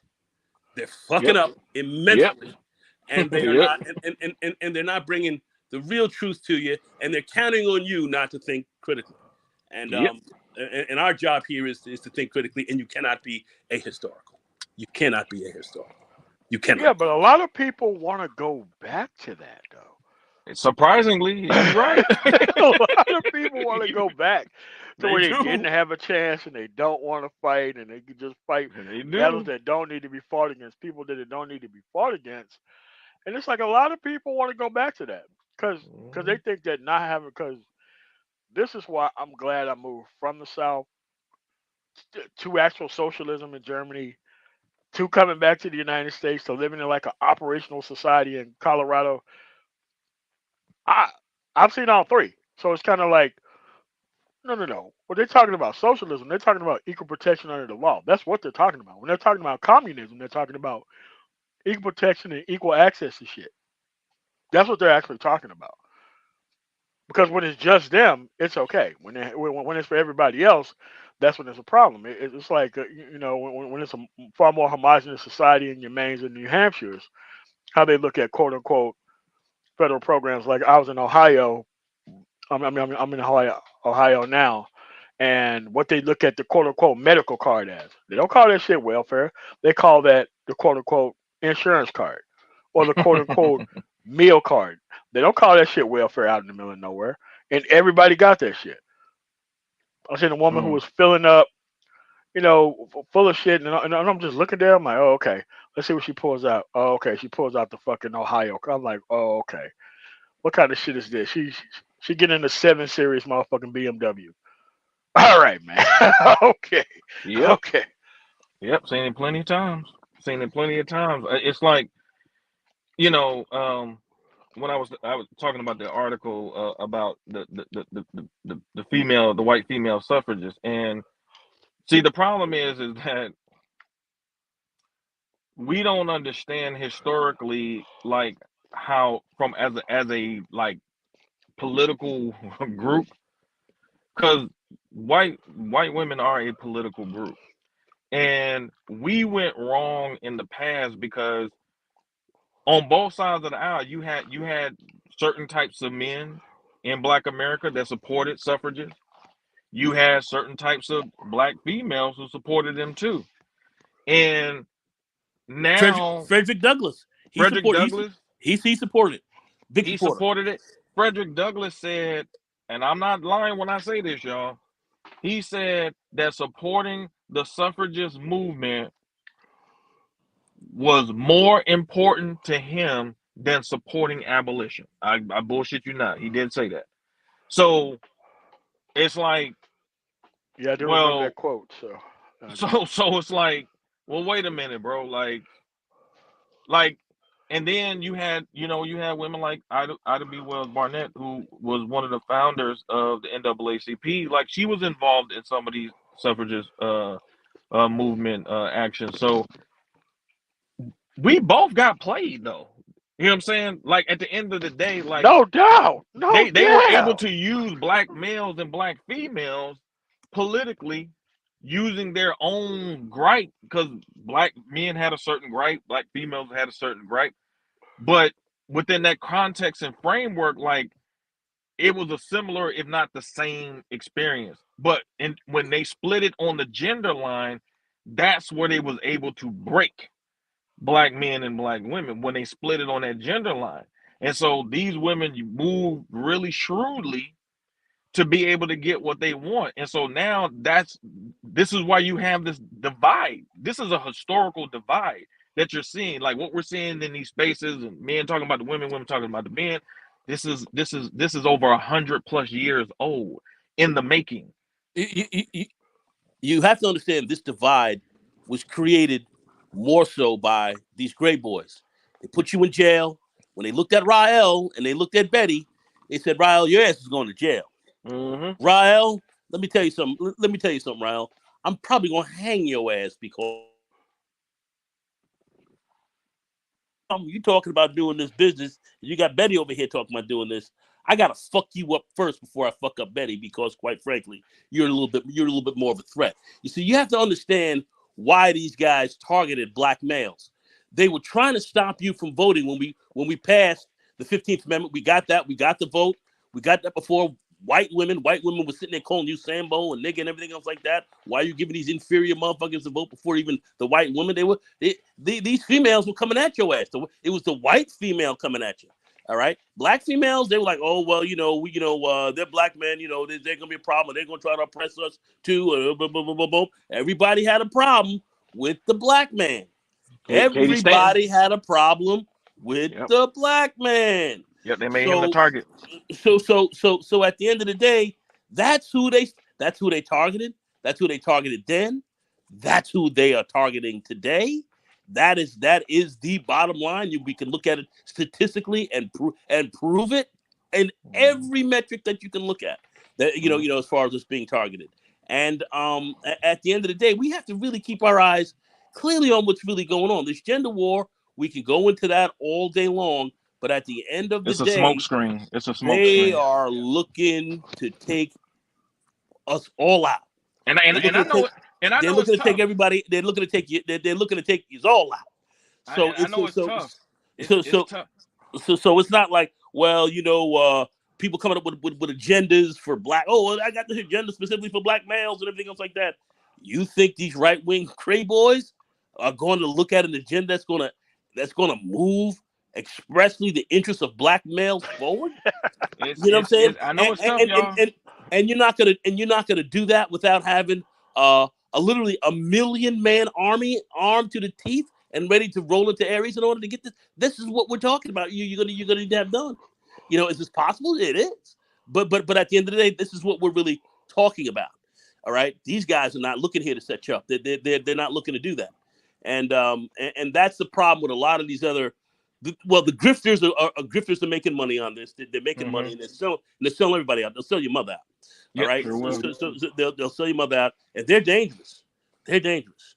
All Yep. right, and then you have the politically ignorant who are following these fools and have no critical thought going on whatsoever as to what's happening. And they're not looking at any of the policies. They're not looking at any You of the don't care to laws. look at it. They, They they, just they, want to they, fix they're not so that reading, way they can benefit. They don't and care about any of that shit. they're just running their mouths and saying very stupid things, and are not looking at exactly what these guys are doing. They've gutted the Voting Rights Act. They've already done that. That's okay. When they saw you voting and moving like crazy all over, people could say, Stacey Abrams, that Voting Rights Act is just not there to knock off black men. They're knocking black women off, everybody off. They're knocking everybody off the ballot, so you cannot vote. Why? Why are they gutting the voting rights? You have to ask yourself, why are they doing that? Okay, and what's next that they're trying to take from you? But people are not thinking about what's going on. They're not thinking about what's happening here. They're not thinking about literally what's going on a daily and consistent basis. That you've got to actually be involved. And yes, you do have to take a side because they've already taken sides on your ass. So I mean, that's what I had to say. I think we should read more. I do suggest that people do read this book, The Grift. I think it's very well written, and it really speaks. And it's a historical tour de force that really breaks this game down didactically, succinctly, um, very logically, and is showing you where this thing is going. And people just need to sit down and educate yourself a little bit better, especially us here in the Black community. We don't have the luxury of sitting back being idiotic, stupid, and running behind these crazy grays who really don't have any love for you and don't want to see you do well. They don't want to see you do well. Why are they moving the way they are? Right. That's my question. That's it. I'm just gonna leave it at that. You guys go ahead and take it Sis from there. Lou, what's going on, man? Hey, what's up? What's up, MOT? What's up with that? Lulu, what up, Citizen, man? Citizen What Lou, what it do? what up, Good, what up, bro. what up? How y'all doing tonight? Chilling, Oh, we're bro. all right, man. Chilling. Peace. Man, You got I it, bro. was yeah, man, y'all cooking. Y'all cooking. I wanted to throw in some sauce in there too. Hey, it's kind of hilarious, like how this like I told you, this right wing push for black people, I saw the truckers, right, are trying to, I guess, lay some type of domestic siege to New York Hmm. City because of the Nah, ruling. nah, they got overturned in 24 hours, man. He Yeah, got that knock at the door, man. right. Yeah, I saw. But you know what's so funny Yeah, about that? he got that knock. He You, got that. Yeah, hey, yeah, hey, yeah, yo, he got that metal to wood, that metal to wood knock on the door, the trucks pulled up outside his crib. Yeah. man. Hey, it's just funny to me, man. Like how they always just. I just don't understand. Like all these black people, I can't really understand. I do understand it in some instance, like you said, like the political ignorance of black people doing this dumb shit. Cause like trying to bigging this up, like like it was gonna actually happen. They couldn't even hold the Capitol. How they gonna coordinate a domestic siege on New York City? and and that was with nobody shooting back. Right. No one shooting back. The the United States Army isn't here at the moment. Please leave a message at the beep. Like, where the fuck was the military? No one's concentrating on that. Like, no one in the military, nowhere, no National Guard, nothing. Nobody was picking up the phone. Hell no. Dude, you got Andrews Air Force Base right there. All them highly trained people. Nobody thought about just go. Like, bro, the whole military, what was the military doing? Aspect component, they are deeply trying to stay the fuck away from that. And I think that's going to come out in the actual trial because that's going to be a question that should have came up. I know what happened, but at the end of the day, they was told like not to answer the phone, but somebody had to order that shit. So yeah, and this and whatever case goes forward, and he think he's about to get out of this shit from this immunity shit. The only thing he's gonna do is open up a spot on the calendar so that way the actual election interference shit can go on. Because he keeps saying that he's busy and shit. Okay, all right, man. Fuck around, get stuck with a May court date on this on busy shit. Okay, because I think the Supreme Court is gonna make it worse by just trying to find an off ramp, and then they're gonna have to do something to bring that election interference case to be like the most important case in the country. So that way, outside of listening to the frontline actual documentary of 3 hours that showed you exactly what happened, you're gonna see a hell of a lot more shit, a hell of a lot more footage during the actual case, and it's gonna be like every other case. His superpower was never going to court. His superpower was waiting you out. His superpower was campaign contributions and shit getting like swept under the rug. The moment he started going to court and started having these idiotic lawyers start to fucking have his case and they got to give counter arguments. You don't give counter arguments to shit like that. Feds are ready to roll deep. He's going to jail for both of those document cases.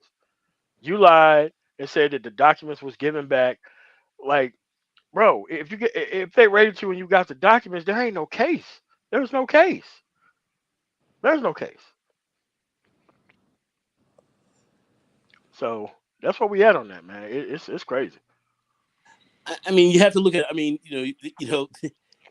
all the papers are dropped. You've got people also ready to turn what they would say state's evidence on this guy. So I mean, They gonna have to, man. They gonna have to. this is all pretty well. This is all pretty well lined up. I get it. She's a black female. I get it. I get the fact that the guys out here that want to, gin up the war based on that. I get that as well. But at the end of the day, you have the merits of this case that are deep. And what really even drives me even crazier is how is Lindsey Graham not caught up into this? He was suggested to be indicted with the rest of these people, but for some reason, Georgia didn't fucking do it. I don't understand why. How was the senator from South Kakalaki getting involved in the race? He made more phone calls than Trump did. He made more on record phone calls than Trump did. And was trying to find votes for. I don't see how this man has not been subpoenaed. Yeah, because all Trump minions. I mean, they like this Mike Johnson dude, the Speaker of the House, just a total Trump nut hanger. Like that's all this dude do. And the dude's on the phone. Just get me 1,100 votes. I don't care how you get it. Just get it. What? No, not 3 or 4, man. Just a specific. You see, and that's what I can't stand too, bro. We always get these ludicrous. I had a phone call. My fault. Like asking about Biden's mentor and all this stuff like that. I mean, Trump did it was arrested at a Klan meeting, and we talking about somebody that's dead anyway. But you know what's funny to me though about these like black conservatives in this space? They'll always say like, "What are the Democrats doing to stop it? What are the Democrats doing? They're not doing nothing." So I guess what is it like? How do you rebut that when like y'all are scary? y'all are scared of Republicans. You don't. I mean, because what they're trying to do is they're trying to run you out of all their arguments while they bring nothing to the conversation. You're just being hood-servative. Like that's what's happening. You've been ran out of all your arguments while they bring nothing to the conversation, and then they just disagree with your actual premise. So now you're arguing with yourself because you're arguing their side of the argument, and you're arguing your side of the argument while they bring no facts to the table. I'm like, what the fuck am I even doing here? Yeah, well, I think actually, that's true. But I actually think there's two things going on, especially when it coming from the black male perspective, especially in spaces like this. Number one, most of these dudes don't actually discuss politics. They actually discuss their feelings about politics. That's two different things. Yeah. It's two different things. When they don't have anything, when these people come across the border, many of these people are coming across the border. This is how sad this shit is. When many of these people come across the border, they already have a business plan in mind that they want to do. Dude, they think about they got these mugs. Look, they got these mugs on the way here. Hold on, they got these mugs. They coordinating. Okay, y'all, this is the stuff we can take advantage of. This is what we can do.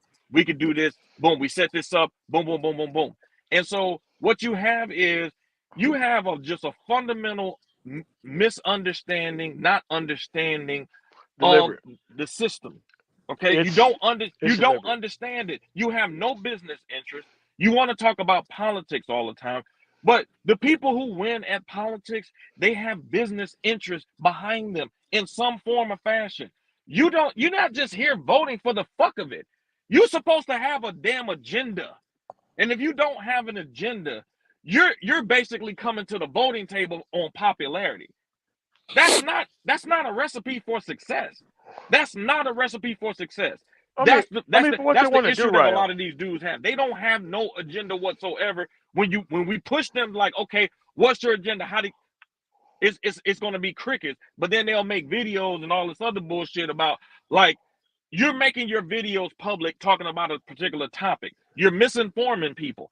if we respond to that misinformation, oh, you're hating the space. No, we're trying to damn enlighten the space on what's actually going on because y'all too lazy to take the time to actually be informed. So we have to correct you on certain things, but that's because you have no agenda because you're not here for anything. You're here for entertainment, and But that's really where we're getting bogged down here. And y'all know we've been at this fucking place multiple times in this space. It's like now they got this chick in this space that cats will talk about, and then they'll take their video down. So y'all talk all this hot shit about females, and all it takes is one female to just put their eye on this space, and y'all get shook. Like I'm like, damn, y'all niggas are scary, bro. no. Like, here's the thing: the only people who are getting shook are the people who didn't need to be here in the first place. Again, Obsidian did you a huge favor Sure did. after he showed you who's willing to do anything for money. Who's willing to do any? Who's willing to fry their entire catalog to have him on after he's gone, knowing full well that you're breaking YouTube community guidelines and your channel can be struck the fuck off YouTube for even bringing them on. And at the end of the day, all these dudes signed up for it in a heartbeat and they didn't care. And then some of them took the video down and said, "Oh, well, you're never going to find the video." Why the fuck would you do the video in the first place? But at the end of the day, these people don't want to go back to not having a voice at all because nobody would know who the fuck they are.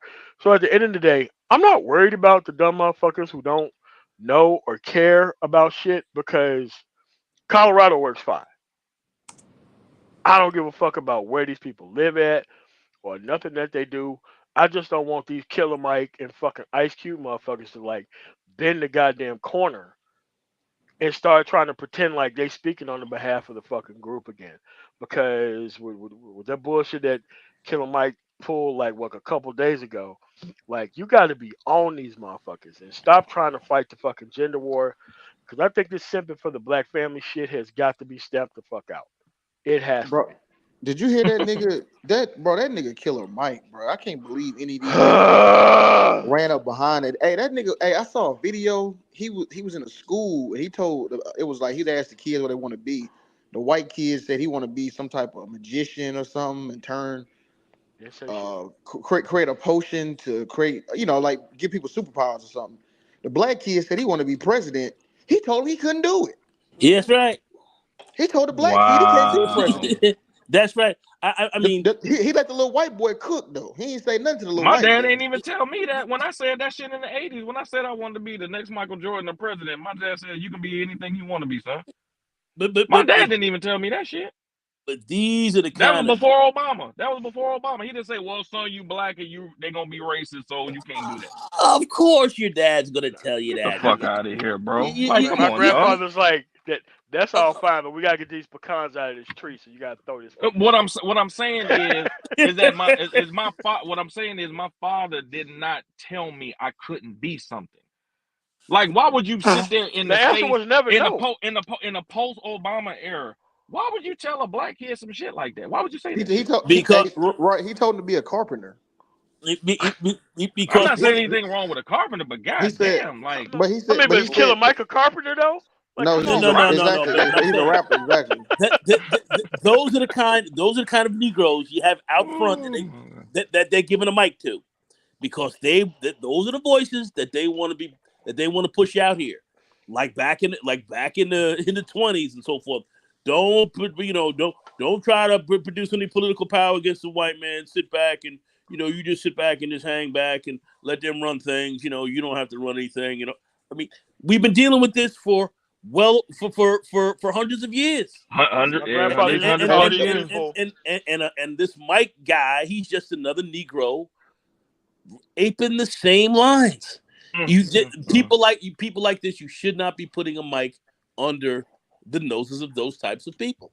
But yet, somebody who's very productive and will say you can be whatever you want. We had a black president. They're trying to erase that. They're trying to erase that so that they let you know you can do that. You can get to the top office of the land in this country. Your odds will even be better in the future to do it. Better. But But see, they're his Yeah, telling man. you, Like, my grandfather don't used do to it. call these people like sweet tea and rocking chair surrender monkeys. That's what he used to call them. Yeah, but he told the kids, he said, your parents can't afford you to dream big. He said, you got to dream practical. He said, Wow. You see, that's a Oh, real fuck. that's a real Wow. low That's end, what fucking Malcolm X teacher said to him when he went real to say he wanted to be a real lawyer, low bro. end, yeah, man, that's real What the exactly low end. what it. fuck? Hey, you know what, Ryan? They Like, did man, a get the fuck video. out of What they here, told bro. him, he said, I got good grades. He said, yeah, but you're the N word. You know, he said it. He said, you know what? Your dad is a carpenter. He said, yeah, you're right. Exactly. He literally he putting white supremacist talking points in the black kids' heads. I mean, this is crazy. Wow. Like, hold on, Wow. hold on. Before we go forward, listen, Unbelievable, man. bro.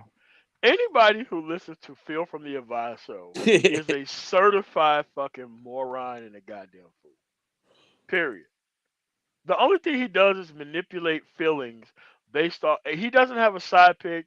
He lives in Houston, one of the largest fucking black Democratic cities in the fucking country, but he wants to troll the Democratic Party. It's like, man, look, don't bring your ass to Colorado with that shit, man. People come looking for your ass, been on that stupid shit.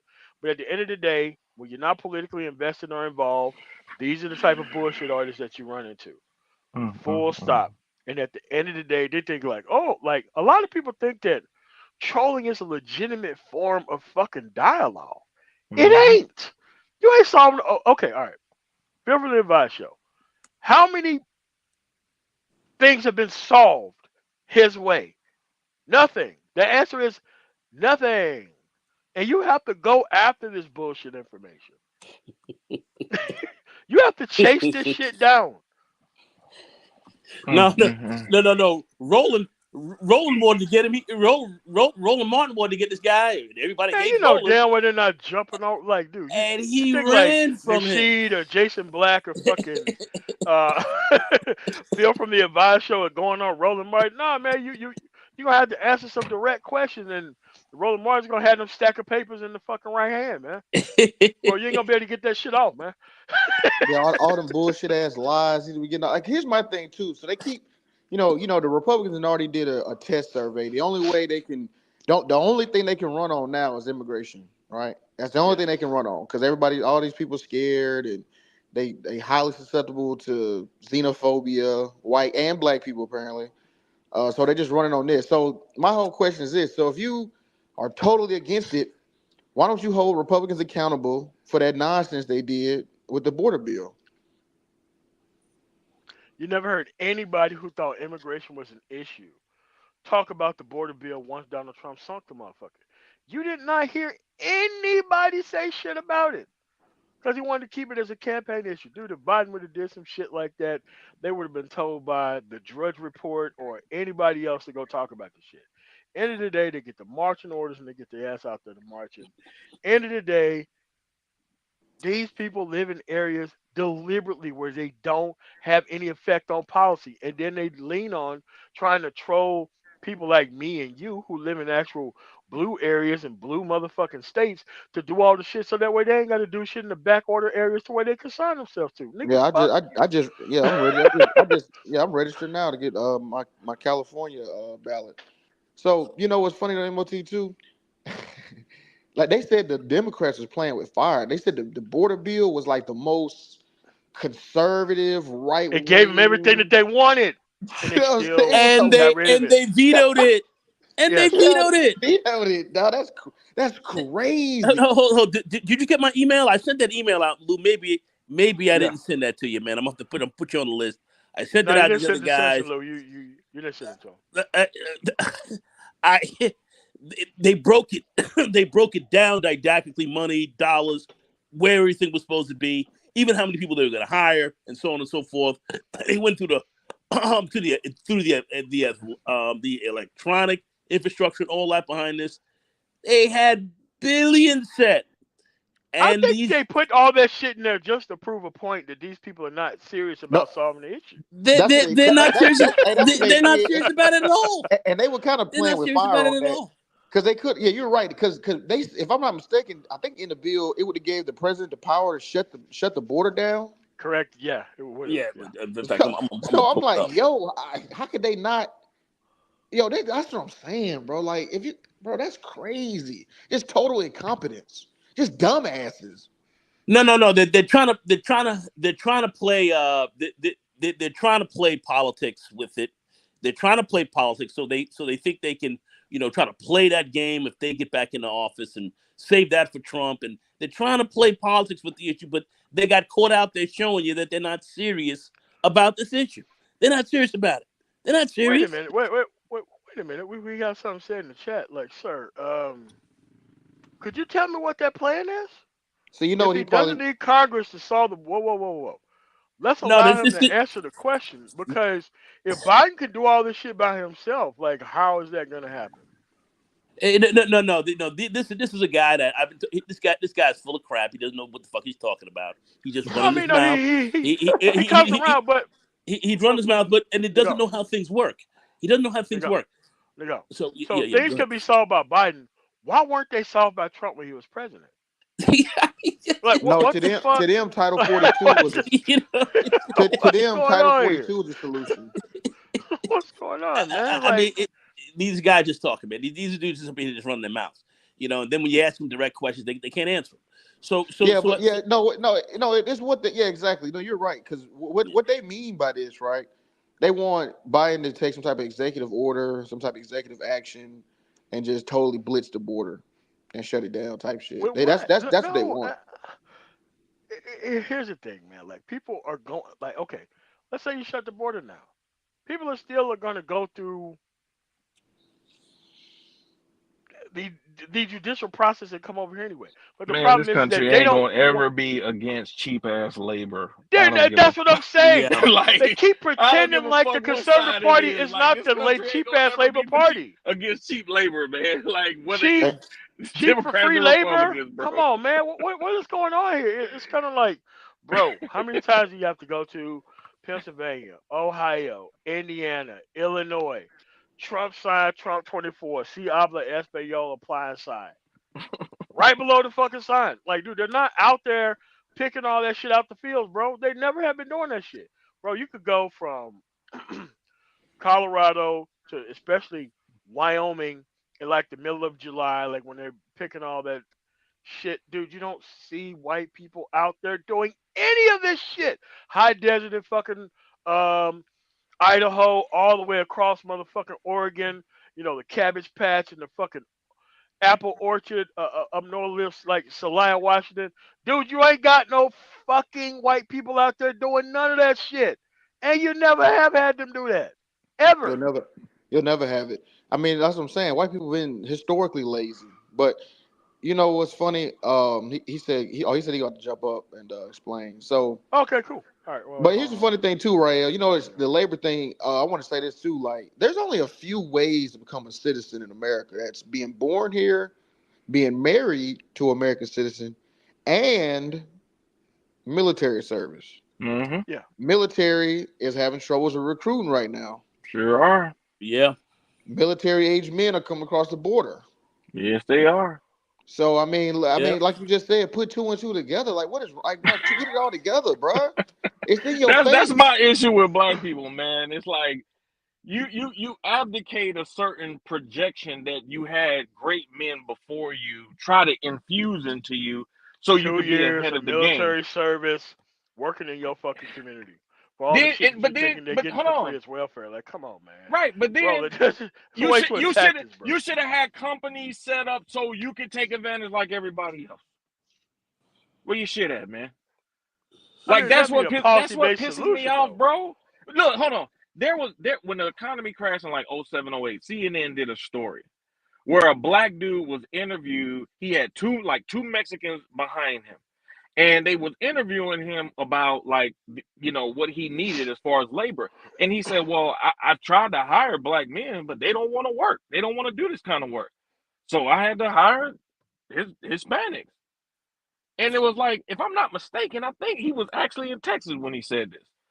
And so it's like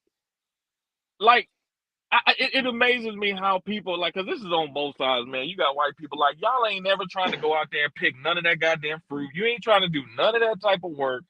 So like, what are we talking about here? Because you still want that produce at the grocery store. You still want those prices. So at the end of the day, like I said, man, like this country ain't never gonna turn away cheap labor. And, Labor. Like and, they've been and talking listen, about this shit since you're damn right. the '80s with You're right. Reagan. You're right on the money, RL. I'm Rael. You're right on the money. President Vicente Fox.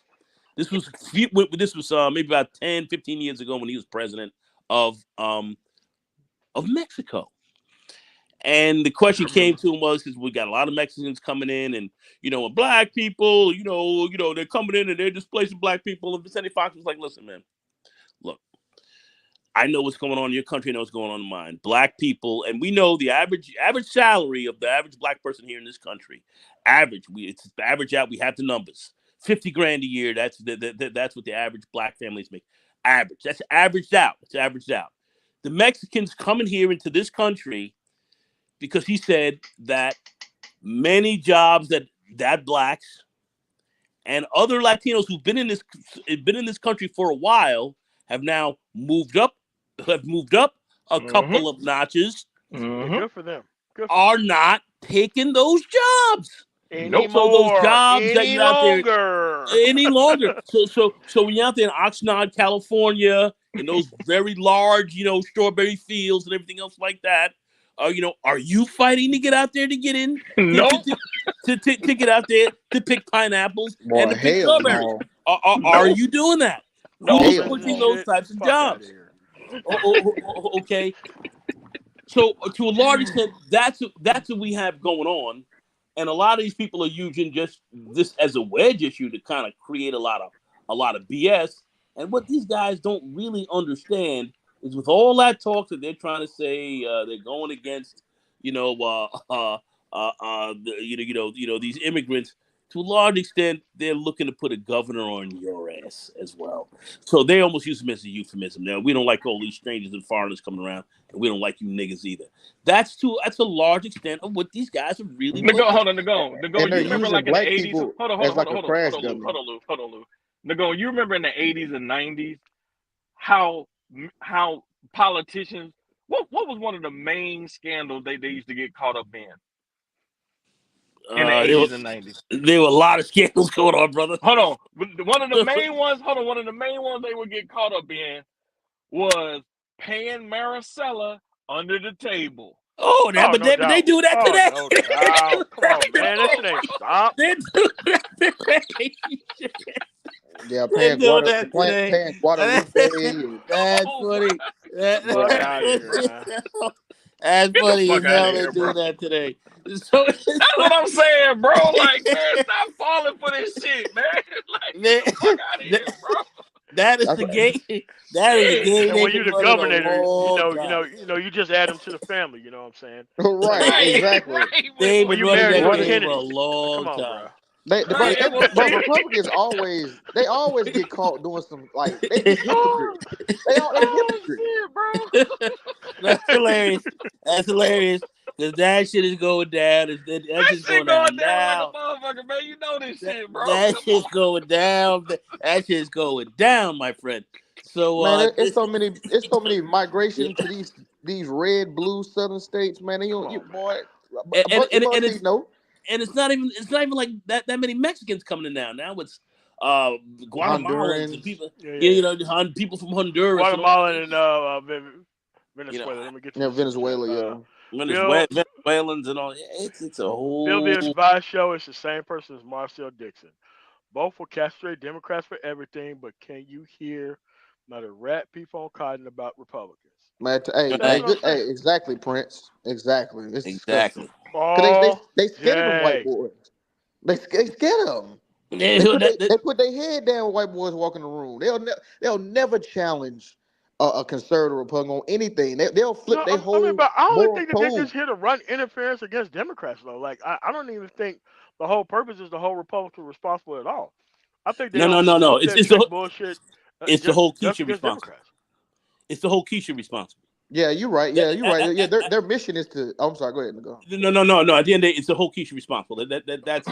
That's really what this is really all about. Yeah, that's what underpins it Yeah, all. Yeah. that's exactly what I was gonna say. Yeah, you're right. I Yeah, I agree. mean, And if you check Keisha this out, Republicans. they can't hang on a panel here with us What do you think how these guys are going to get out there when they?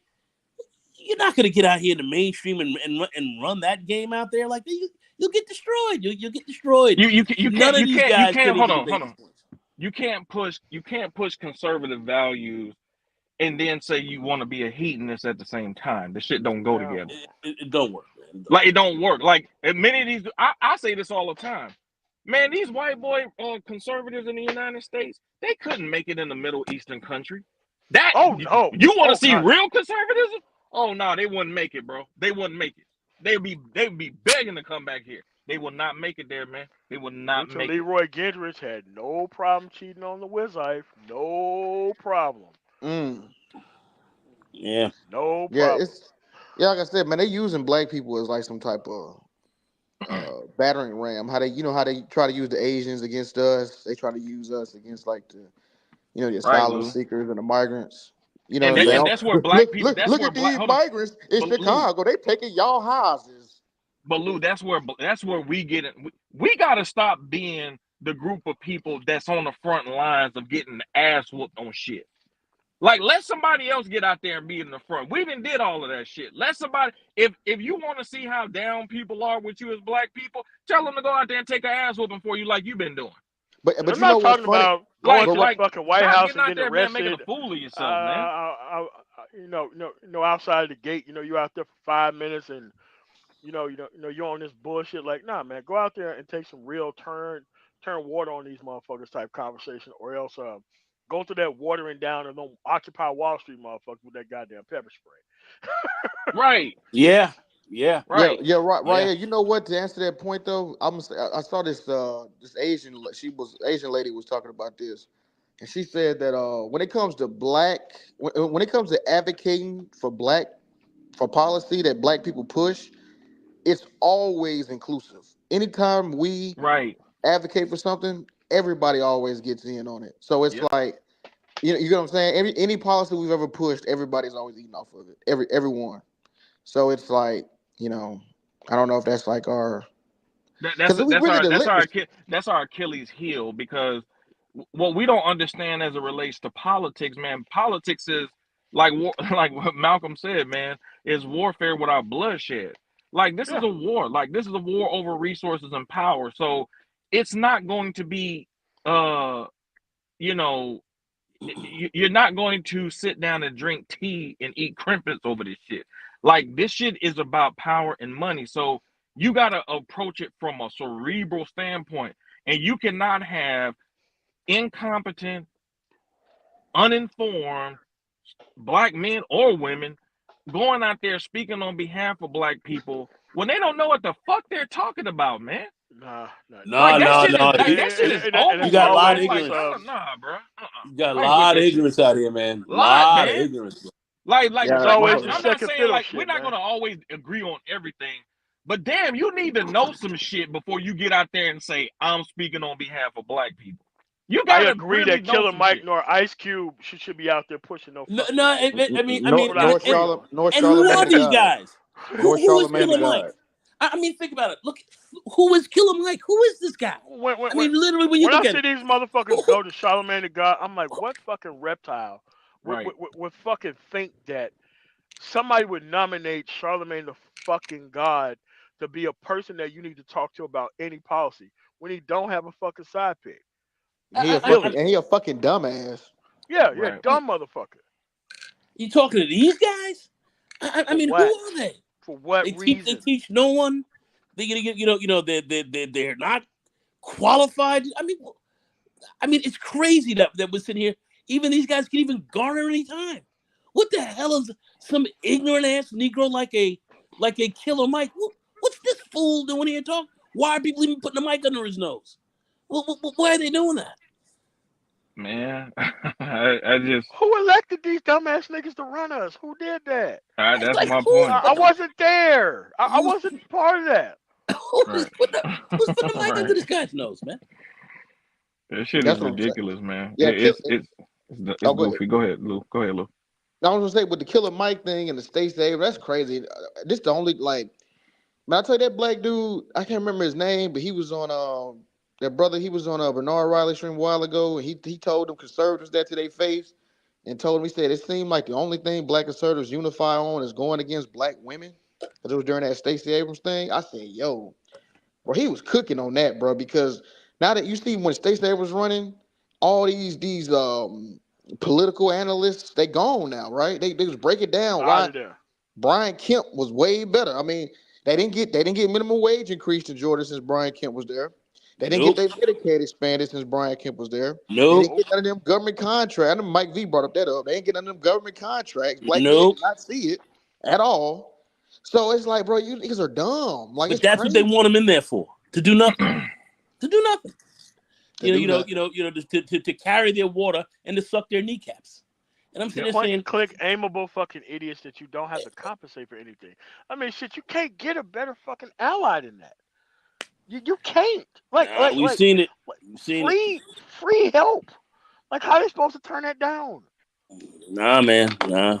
Didn't Georgia reject the money from the Biden administration? They sent it Oh, of back. course you get. Yeah, Yeah, yeah. Man, I'm telling you, bro. This and And, they gonna ask you, what the Democrats doing to save me from my dumb ass self? and think about this, Sister Lou. Who does that hurt the most? Who does that Them, hurt the most? them. And that's what I'm saying. These guys are not they're not even thinking. Forget about thinking critically. These guys are not even thinking. They're not thinking. And Listen, what they man. think they're going to get out of this, they're not going to see ever. The And only thing you have to do is solve issues in two parts of the country, and it helps everybody. You just solve all the issues in Black America and solve all the issues in rural America. And I'm talking about rural America with no black people around, and it'll cascade across everybody else in the country. Period. Mm-hmm. That's yeah, exactly. Yeah, it really Mm-hmm. Literally exactly. that fucking That's easy. facts. That's That's facts. facts. That's facts All right it'll there, be bro. all inclusive. Exactly. No tax That cuts is for the fucking rich. facts right there, bro. 100% facts. You right. It'll be all inclusive. You help black people and rural people out. It'll be a safety net. Everybody gonna eat. but people are sitting here thinking the government. You're looking for government handouts. When have black people ever had government handouts given to you where you have this handout program? When has that ever existed anywhere? And these Yeah, like people what? never talk Where about has that tax existed? cuts. Never talk about tax cuts. Never Where's that talk about existed? tax abatements. Never But talk Never about talk it. about the Homestead Act when they gave millions of acres to white people. oh, Lou, talk about Never it. do They that. gave Go million. They gave talk about millions it, of acres of Lou. land to white folks and gave them Go a talk. 5-year lease. They never talk Go about go that. go go talk about all these different various programs that white people have gotten to really help them, GI Bills, everything else like that they've gotten to really maximize for themselves. But they're sitting here saying They you're the getting biggest recipients of damn you're the big welfare, they're bro. the Get the biggest fuck out of recipients here. of them We getting should take a government help, page.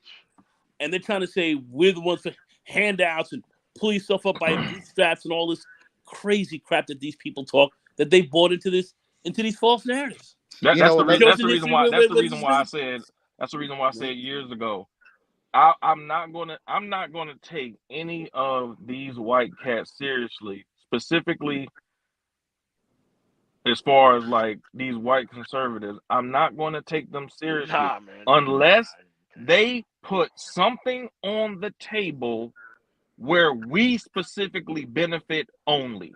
That's when I'll pay attention. Not No, you they're never gonna benefit, do that. They're not never you gonna do benefit, but us specifically. Unless I see that, I'm not going to take you seriously. You can talk all that shit online you want to. You can pop all them gums you want to. But unless you're willing to put something on the table legislatively, I ain't trying to hear. I ain't trying to hear that shit. Like you gotta go where the resources are. Like politics is not about doing business with people you like. Politics is about doing business with people you might not like, but you need to work with them to get shit done. That's the way the game go. So you're gonna have to hold your nose sometimes, and you're gonna have to deal with some people you might not like. But if they got a goddamn program that you can take advantage of, stop with the damn self-righteous bullshit that's keeping black people stuck. Work with the people you can work with. Fuck the people you can't unless they can convince you and show you that they are willing to come to your side on certain shit. That's just the game. That's it. This ain't about liking people. This There's ain't no about liking people in your there's no feelings, question about y'all. it. No question about Bottom that. line. No no that. Yeah, but no you have to no understand question this. about it. That you have to understand that you're not fighting a party. You're fighting a culture. You're talking about people who mortgage their credibility to believe in as long as it does harm to XYZ community, I don't give a fuck what happens. This is what you're actually fighting. You're not fighting irrational people. You're not. Like some people in Alabama and Tennessee that are connected to these blue cities like Nashville and Memphis, they're waking the fuck up. But when you go to like the Knoxvilles and the in betweens, the motherfuckers still don't fucking get it for the most part. And at the end of the day, you just gonna have to move to another area and fight for different shit. Or when you Hmm. move back, you move back with enough resources to where you can take advantage and control of the labor in the area. That's Boom. what I'm doing right now. Boom. Because Say that here's the again. thing, and it's like, look, This is a when you can labor deal with game, people, y'all. Since Man, give me, yeah, slavery, hey, this is hey, a labor game. give me about 18 more months in MOT. I might be headed to Mississippi too. yeah, I am. Canton and motherfucking there, everywhere else, outside that fucking Toyota plant, I own all that fucking land around that shit. Yep. Yeah, Yep. so it's like, We yeah, gonna work man, we with you. out there. We And, gonna work with they were like, oh, somebody bought that a couple of years ago. I'm like, yeah, I wonder who the fuck that is. you. Do y'all know the type of hold on? Do y'all understand the type of money that is out there for things like job training programs? I know. Do I'm y'all doing that shit Yo, too. understand? I'm like, you doing know that what? shit too. Yeah. You know what? like, My dad. They got that heavy here in New oh York. my Heavy here. God. You, Heavy. you Heavy. know what's crazy? My dad was telling me how these white boys and got the game set up in Mississippi. So he's a teacher, right?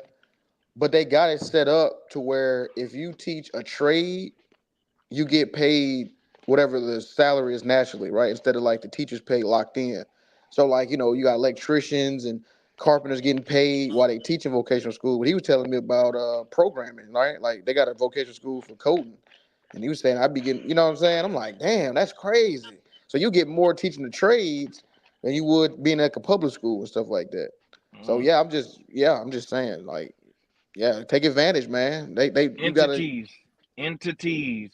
You set up the entities to interface with the money that's being dispersed in your And state. then That's you how you get help paid. everybody. And then Thank you you. help everybody. It's not That's the that thing that complicated, y'all. like this is what people don't get out there in the Delta. You start working with the people locally. Like, oh, our people like, whoa, whoa, whoa, whoa, whoa. This United States money is coming here. We have to help everybody. Well, I don't think that off the board. Did anybody else come with him? You gone too. We Mm. ain't running that shit like we used to run it. Because if you make this shit an all black thing where you exclude motherfuckers, that's how you get the money removed. Yep. I care Yeah. about operational effectiveness, not racial motherfucking repairing racial fucking injustice. At the end of the day, a lot of these people ain't showing up for school any motherfucking way. So Nope. why the fuck would I try to make it black only when I can make it who shows up for the free money only? Yep. Yeah, and see, a lot of people want to sit back. They want you to handle the problem, do it for them. Then they want to sit back and try to benefit off of your work. It's just, Man, fuck that. it's unbelievable. We got an individual on the panel here. T, I don't know who that is. Who is that? MOT. No, that's the Quiz of the Prince, man. He been on here a couple times. Oh, okay. Oh, okay. All right. The Quiz of the Prince, what's going on, man? Hey, how y'all doing, gentlemen? I What's just go? wanted to. What's going Oh, on, what's brother? up? I'm What's up? listening What's riding up? down the road here, heading down here to Chattanooga, Tennessee, and it's quite funny you spoke about Tennessee. I just want to add my little 2 cents in. Uh, the reason why these red states don't want no money, they reject money from Biden. They done the same thing with Obama because they want to spend the money like they want to, but Yes, they do. Biden's made them go by guidelines what you gonna spend the money on. They just want to take the money, give it out to all they buddies and homeboys and Yep, whoever they and want tax to. cuts. Yeah, There you yeah, and And go. tax tax cuts. cut There you and tax go. cuts and that's we doing something. We doing something. No, you're not. You still. I'm trying. The most social people are these so-called conservatives, Republicans. They love liberal stuff. They love government giving out liberal money for their benefit, like you said in Mississippi, to set up a school. It's a Ponzi scheme. I still can't believe why they locked up Bernie Madoff. I mean, all the rest of them stealing money. I just Look at Brett Favre. Look at it. yeah, Look at Brett prime Favre. example. Look at him. I mean, you gon' I mean, it's a good idea. It's an excellent idea. Get federal fund. That's how government's supposed to work. You get funding, teach people trades to help better the system. But no, In red states, we just want to take we want to take the same ones who fund all these political campaigns. They take the money, do what they want to. They'll do a little something with the training, but they gonna take that money now. You take what you want to. Yeah, like okay, let me give you Yeah, an they're gonna example. use it as discretionary spending, My basically, small city, even though it's not they still discretionary. get money for the United Way, the Boys and Girls Club for the Salvation Army. Dude, them shit's been closed for like 25 years. They still getting the money every fucking year. Wow, Thank you, Still get the fucking money. thank you. These little Ain't doing shit. wow. Still get the Rotary money clubs and every fucking year. get the same money for the Optimus Club. I ain't seen no Optimus Yeah. Club in my county in 30 years, but they Yeah, still 20, 30 years. Had to be like the late 90s. I definitely ain't seen no Optimus Club in the Delta. and I'm from North Carolina, so it's I try to explain to people what I can. Look, the reason why so many people are, especially from what I see on the right, are heavily invested in their position is especially like a church. Do you know how much money they get for like open a crisis center from the government or Yeah, Sure. or and bruh. I'm like, why Mm. ain't I mean to me church is church. I don't go with that black church and white church and all this, but I gotta call a spade a spade. Why don't the black churches set up their stuff and get federal government? No, some of them too prideful. Well, God gonna bless us. Look, he did bless you with some common sense to go to government and get that money. you know, but wait, what do I know? What do I But know? the thing is people are so busy trying to grift and scheme, they don't understand. No, the More government money in doing is the actual job. do it right. More money in doing You the more gonna fucking get more job money doing properly. it right, man. Like what the fuck, bro? And That's what I'm I saying, bro. I'm like, God, why y'all always trying to scheme on some shit? Just do it right. Damn. You're gonna get more money doing it right because you wanna be to the point where they're wanting to just throw the money at you because they know you good for it, man. They ain't gotta worry about you like that, man. Keep you in the That's why county, they make keep you you an team enrolled up with agent on the book. already Come like on. this is why they make you team up with already existing organizations and then accept new Yes. shit from new people. Yes, absolutely. Fiscal sponsorships, absolutely. Yep. And at the end of the day, you have to bring in your own fucking people. And you have to get because I've been a part of a lot of them. And a lot of these people, they bring in all these fucking outsiders and they shut the shit down from the inside on their bullshit. But when you roll in with your own team and you're not really fucking with the locals like that, and you can just deal with the feds because the local people want to turn that shit into tax cuts. They want the money to come in one hand this way, and if you have like in Mississippi, you have like some riverboat shit. You know, the gambling motherfuckers like they want to just Hmm. blow a hole in that shit and bring all these programs in all that money. Next thing you know, it turns into a feeder system to just more tax cuts, more tax abatements, more all this other shit. And it's like, or you could just bring more money in by doing the fucking job, but they're so resistant to doing what actually needs to be done that they'll never fucking do it that way. Hey, bro, hey, It's so MOT, fucking stupid. you know what's so crazy? Mississippi gave Amazon what a 30-year tax-free bill 30. so they don't got Hmm. to pay corporate taxes for 30 years. The brokest state in the union. And Give it. see, but that's a great point because that keeps that state. Fuck. It keeps the state poor. They give those jobs only to certain peoples, and Yep. it keeps the state poor. And what do these companies get? The biggest welfare. They get the biggest welfare cuts you can think about. And then folks are talking about pulling yourself up by your bootstraps. And this is the kind of game that they're playing over there. I mean, Tell you right now, it's Elon Musk is not pulling himself up by these fucking bootstraps when it comes to NASA programs. and That he and he motherfucker never taking and he all the never money. did. Yeah, that's what I'm saying. No, he learned how the government works. He tell you about how much he doesn't give a fuck about that. He owns a platform, the fucking platform races, and then he picks their motherfucking pockets and take all their shit. That's exactly what he does. That's exactly what he does. Hey, And he look, gets it's a and good he gets plan. It's a good plan. and he gets subsidized to the tune of billions to do it. I Yeah. mean, it's unbelievable. I mean, but this is what's going on. The folks tell you, pull yourself up. They just don't know how this game is really played. But they play Yeah, the game. But they play the but game. Nagone. We don't play the game. well, We so busy complaining about the game, we don't play the game. Like that's our issue. Like we used to understand how to play the game. It's not like we never did business with races before in the past. We did business with LBJ. We did business with all type of racist people. Man, it didn't matter. Like because our agenda was about the whole of black people. It wasn't an Right. individual person. Now it's niggas who get in there and they're just about individual. yeah, So they posture the black for their own people, game, for their own right? They game. posture the Exactly. black people. They Oh posture the yeah. black people like they're about black people. They get in the room, then they like Jesse Jackson.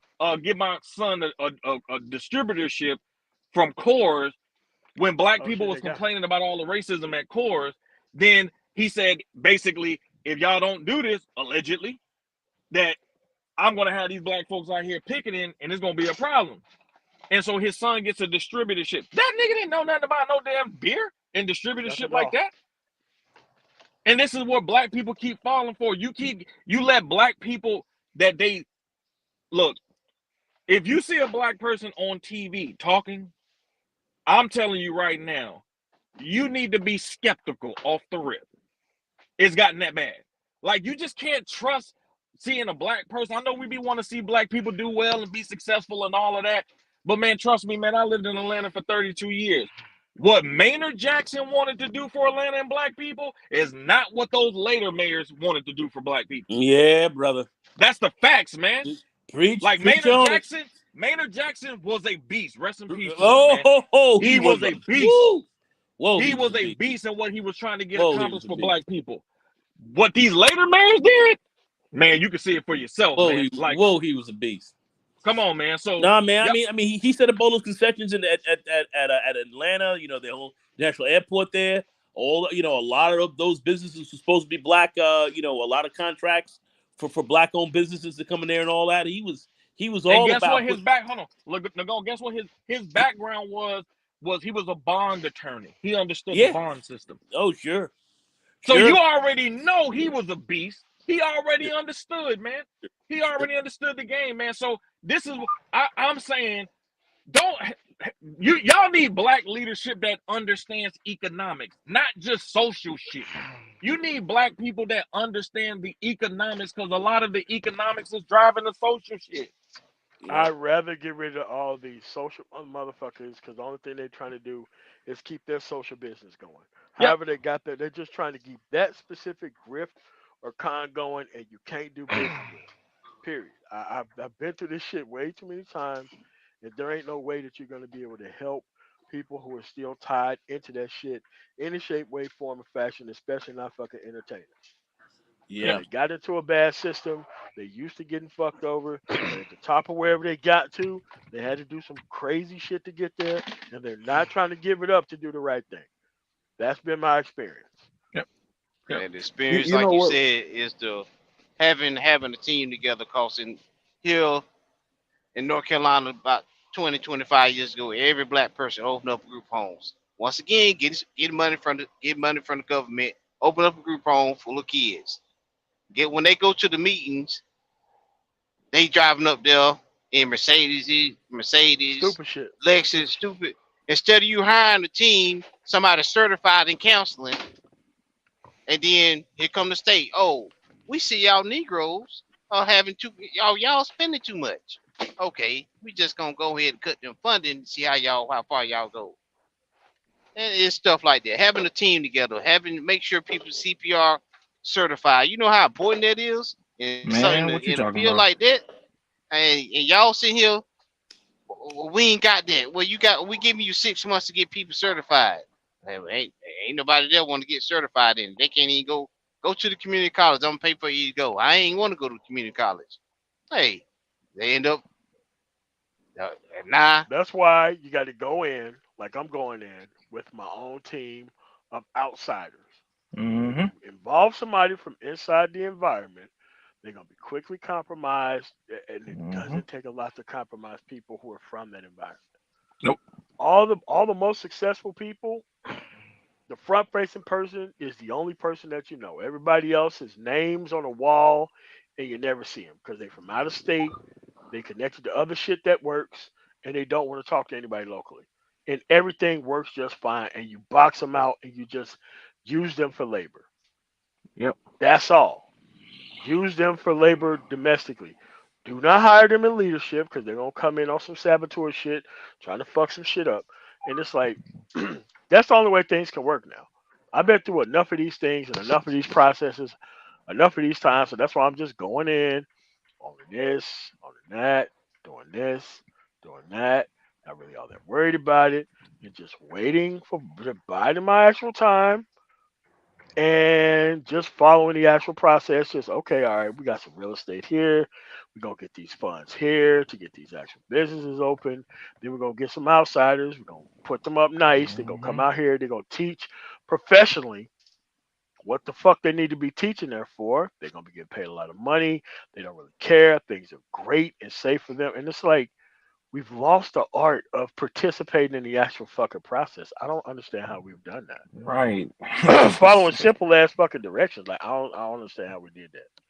Well, Yeah, that's because that's one of simple. the biggest problems though, is that black people have gotten away. Black people have strayed so far away from the authority mechanism in like what other groups of people have. Like you will see a group of men, let's say they're Armenian, for example. They'll take 6 or 7 of those guys. They'll come together. All right, we're gonna put our money over here. Boom, we're gonna get this property over here. Then what we're gonna do, we're gonna set up this inside of it. Then we're gonna do this, and then we're gonna create a little grocery store for our group. Bro. What a lot of black Sikhs do that people, shit all the time, man. right? What a lot of Sikhs do that shit all the time. yes, what a lot You of don't know black what people the don't, fuck they doing. right? They all live in the Exactly, same spot. They do all that shit together. You just see that. Wait a minute, is this a restaurant or what? What the fuck is this? You see right. a bunch of cars over there. You be like, yeah, not open to the public. What a lot of black people don't realize is that all that money y'all spend at the Chinese spot getting stuff, man, they flipping that money. They got 8, 9 people in a family that's working in there. Okay, they're Some of them using for that free. money. They're not there to make money. They're there to make the business successful, so other people can. They get what they need. They move on. The next person comes over. Y'all are just out here lone wolfing it, not understanding that the people who come here are using your blueprint to come up on you.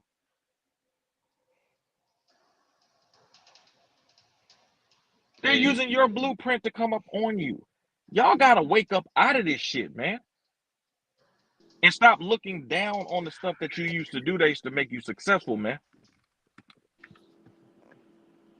I hear you talking, but I mean, you wasting your oxygen. It's only 1% of us gonna do that. I mean, I tried my best to get my sisters to go in real estate with me. I mean, start. Hey, want y'all? Hey, save up your income tax, and we gonna buy a trailer, and will you buy it and we'll pay you back? No, no, no. I don't learn my lesson.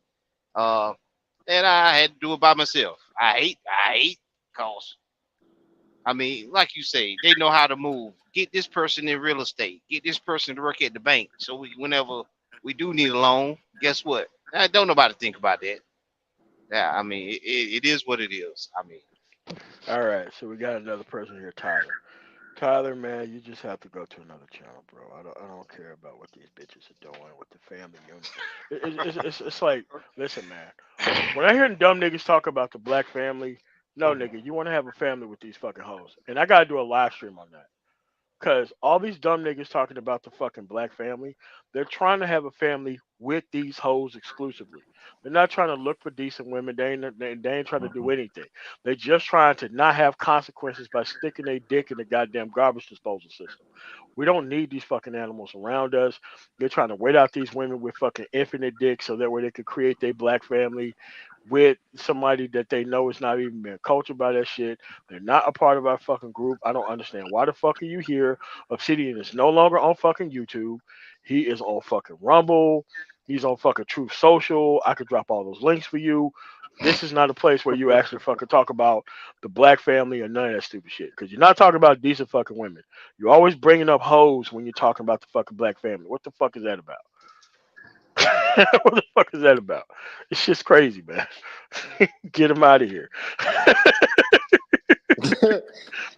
They don't even have a discipline. If they had to go handle a business deal, let me go. Oh, girl, call me. Look, I'm going to handle business. Oh, girl can wait. I'm sorry. I reached that point in my life. Huh? No, don't even worry about it. I got to go to work. Nah, man, like you just got to get these dudes the fuck up out here. It's like, man, I'm sorry that fucking Bernard Riley's not live streaming and having a place for you dudes to give away your nigga money to, man. But do not bring that shit up over here, man. I'm gonna Oh, have they, to they get you the fuck up out of here. oh they found a new home. They found a new home. Who is it this time? Chaotic Truth. That's their new home. Oh, okay. And he just cooning for dollars. I mean, he don't care. It ain't about a policy. It ain't about. It's just straight cooning, buffooning. Just I mean, just the coon dollar. You know what I'm saying? I, I Uh, mean, I I mean, see ABL. He doing SBE content now.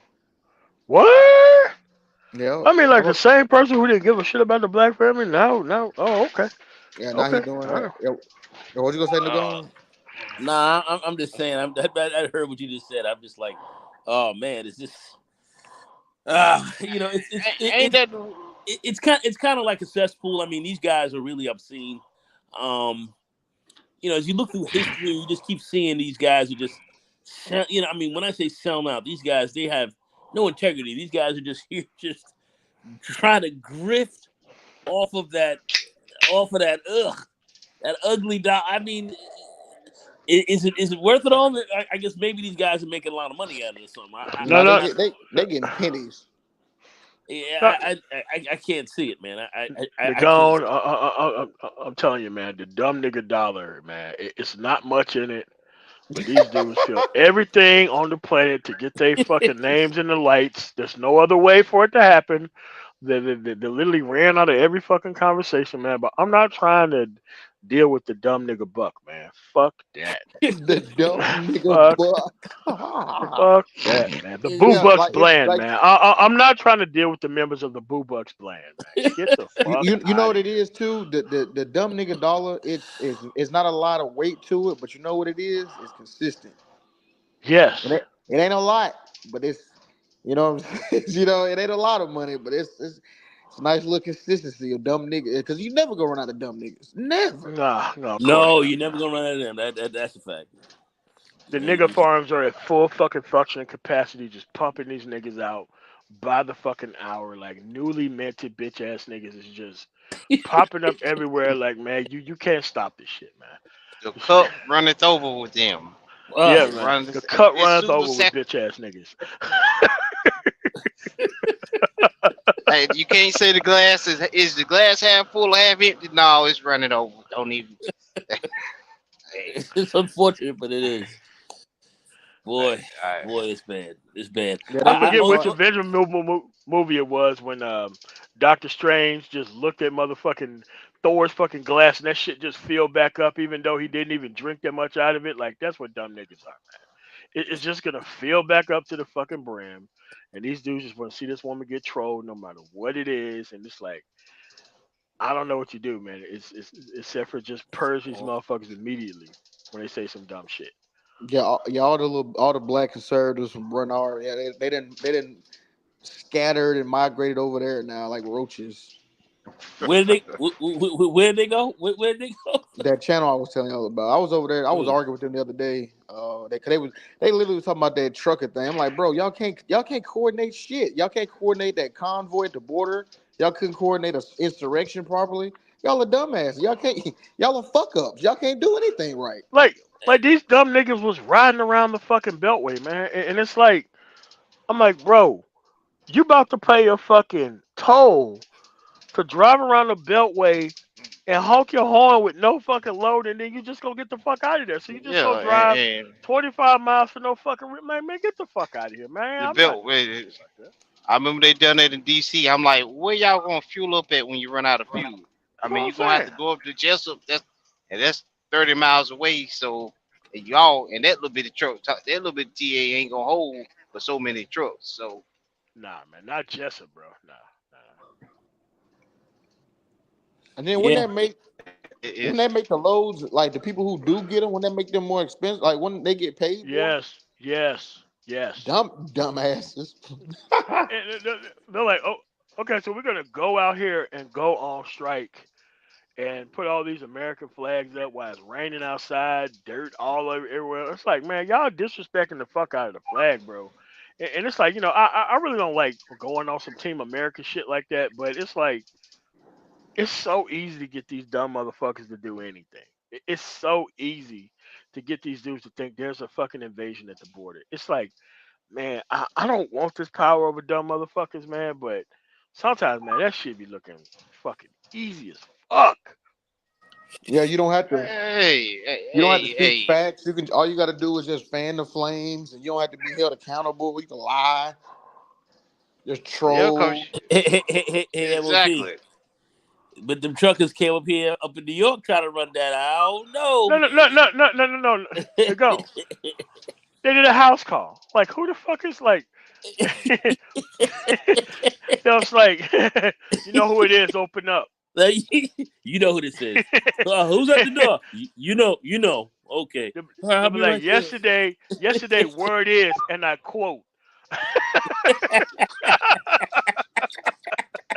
Oh Lord, they making a not Nah, they came up here, man. not really. They came up here to New York, boy. Okay, you gonna play that game? You gonna get the way? We got 5 families that at least gonna want to talk to you, and then we got a few others that are gonna. We got a few That others that are gonna part. want Yeah, to talk to yeah, you. yeah. So Yeah, you man, come they're just come on flashing here and that play. big lighter, man. Be like, man, it's a real nice family you got here. It would be a real fucking shame if this shit was just to burn up, like right now. They made him offer he can't refuse. Yeah. Nah, man, nah. They understood you were not coming here. You're not And coming here. and that's the thing about it. I mean, uh, the ones in transportation that do know something. It's a law. It's a law against the train system, transportation truckers, and airlines going on strike. And guess who? Guess what? President was the first one who really slapped down on the ones who decided to go on strike. Could it be the great Ronald Reagan in the 80s? Oh, The no, airlines? yo, Oh, yo, but he people like started it. ABL, they're not gonna talk about that. They're not gonna talk Oh, about he started it. He started it. He was well, not started, but he was the one that really said, "Hey, the union movement here in this country, forget about it." He was the president. He did Hey, that. I'm curious too. What is Platinum playing at? Republicans got the House. What is Platinum playing at? Come on, Huh? What was man. that? Come on, What was that? What is man. Platinum playing at? Because you know What? what? You know why? Say The what? reason why I brought that up is because I saw ABL talking about some Trump had the Platinum plan for us. Okay, Republicans got the House now. Where the bill at? Where the Platinum plan bill at? Y'all seen it? I ain't seen it. Yeah, me neither.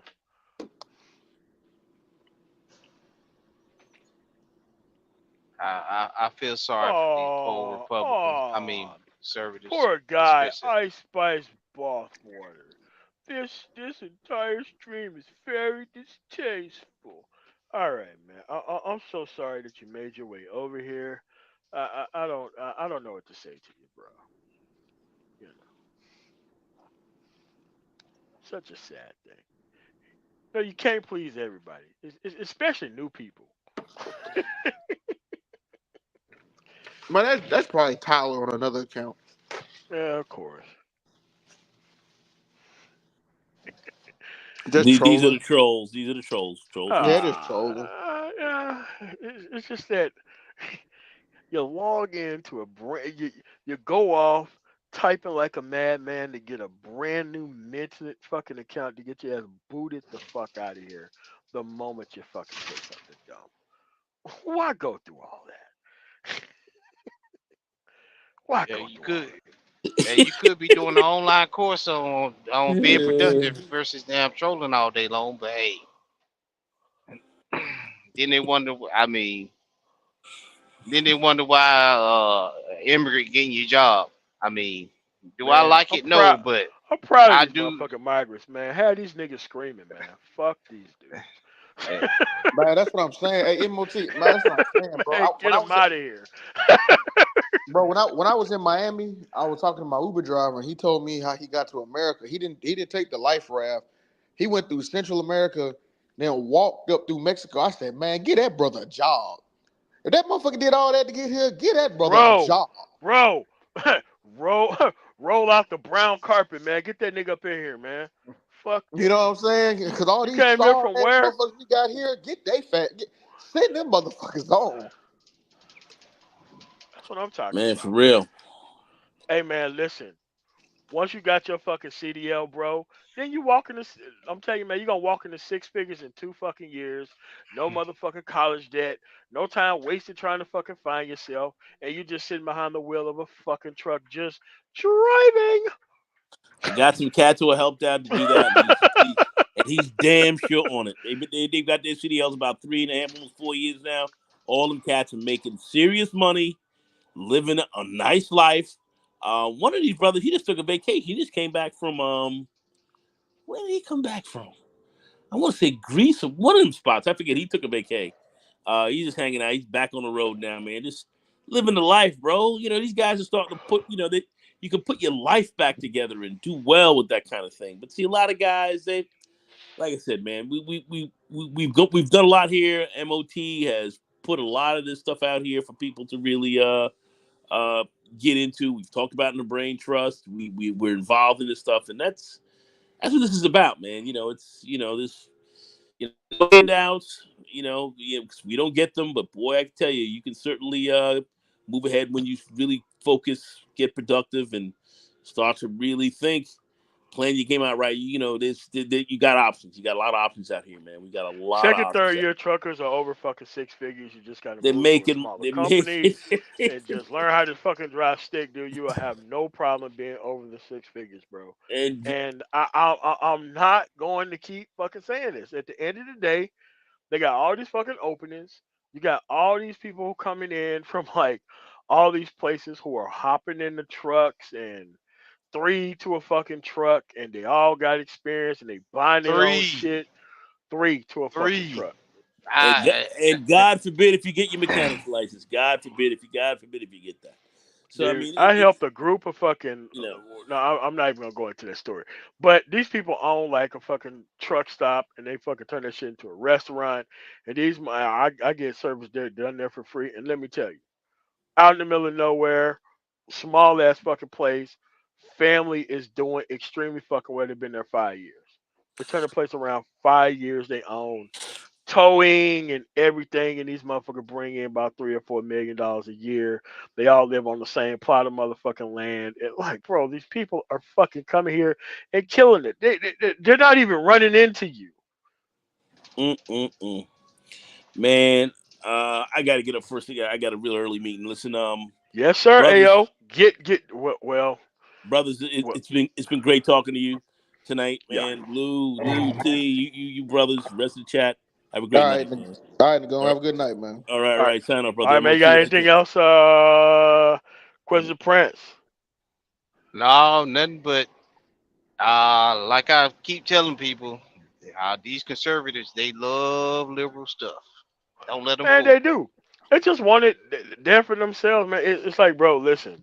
This ain't the 1870 somethings, motherfucker. It's like, bro, you can go and change your fucking life very easily. Even if you have a bunch of kids and being a stupid motherfucker, you can still move off and go do some other shit, man. Like, dude, all this woe is me complaining about stupid shit and not being involved in society, dude. I don't want your weak ass around me.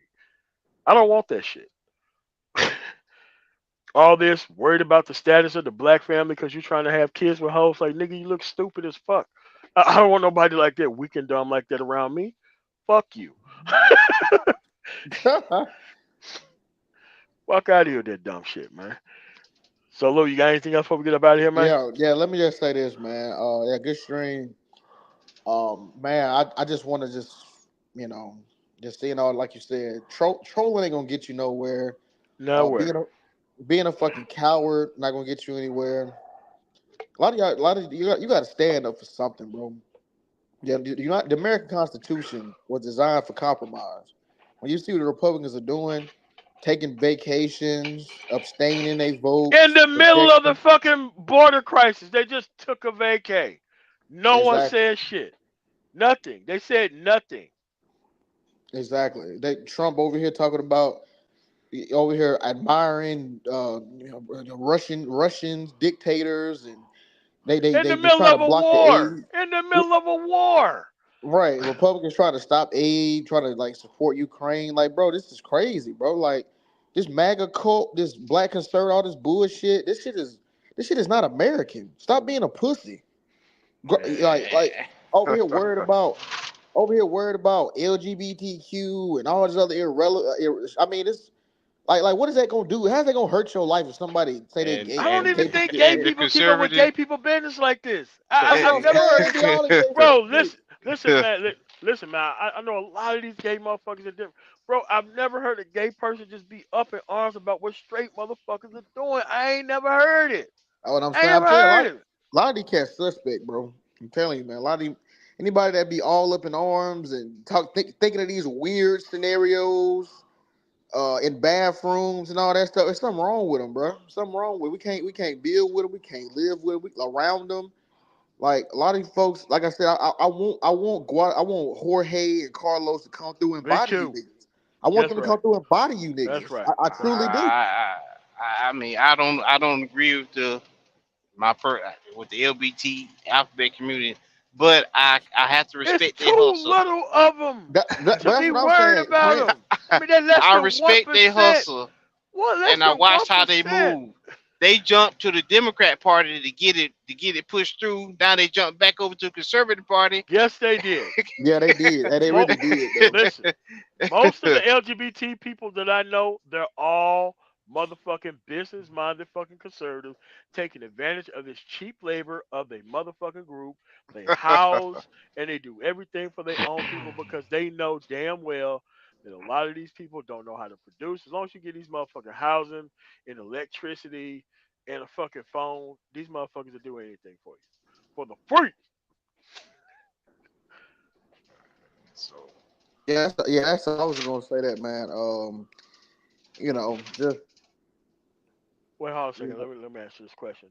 Hey man, it depends on what career field, bro. Like I think the military, like me, I went in '96.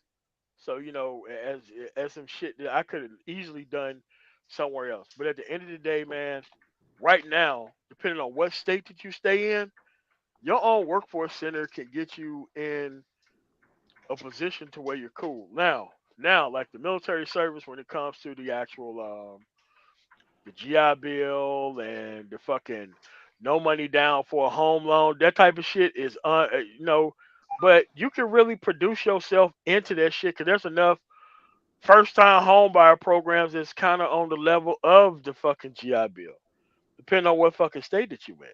So it's about you, about where you want to move to and what you want to do.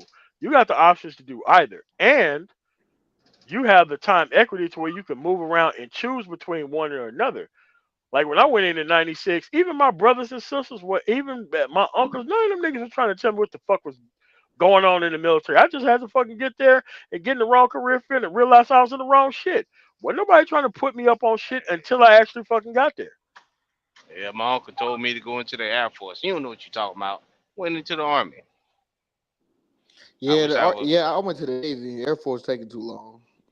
I had to get. I was trying to get out of that one Yeah, man. ASAP. Like the Air Force was trying to what I'm saying, yeah, well, you could be on the DEP program for about 65 years. We'll recruit you when you're 7. So, when about by the time you turn 15, we could put you on a 3-year plan. Like, nah, man, they choose you then motherfucker. Yeah, exactly. Hey, I want to say was about what you were saying. I'm gonna get up out of here when you were talking about that cool uncle syndrome. Hey, Yeah, that's what man. ABL changed his name to Uncle ABL to do SBE time. No. Yep. Hey, He going crazy that. too. He already got his channel up and everything. He talking about he agreed with the list of 28 places women don't want for the first date. He SBE'd out now. That's crazy. Bro, at the That's end of the I day, crazy. a lot of these niggas are so stupid and dumb. They think that that type of content is gonna lead them to the type of woman that they want to be with, and I be laughing like a motherfucker when these hoes be taking them But you know stupid what? But you motherfucking know what though? claims. MOT they say he divorced now. He just got divorced. Hmm. Yeah, That I'm a cultural conservative until busting it wide open for other people. Then all of a sudden, like, oh shit, this red pill shit got some shit to it. But at the end of the day, man, it's either you're gonna make a cultural decision or you're gonna be able to adjust or you're just gonna fucking surrender. End of the day, complaining about shit that you don't need to be complaining about ain't the way to go, man. Make you look weak. Yeah, man. All right, MOT, you be easy, bro. All right, Prince. Y'all take it easy to the chat. All all right, cool, right, man. All right, gentlemen, y'all have a good one. all right. Doc Phoenix, I agree. But if you're going for something that's skill specific, this ain't the '90s, man. You can go get your whatever skill specific. You can go get that shit at your workforce center now. You don't even have to join the fucking military now. You don't really have to. I did. I was 17 years old. I had no choices. I was in the Mississippi Delta. Different situations now. Even my nieces and nephews had enough sense to leave Mississippi multiple times during the fucking school year, taking bus trips to places and shit because they had enough money to fucking work. Like we didn't even have that kind of money to move around or no time equity and shit at this point. So right now, man, right now, research all the options that are out there, all of them, and it's your job to have better outcomes. If you have the same complaints as the previous generation, you fucking did it wrong.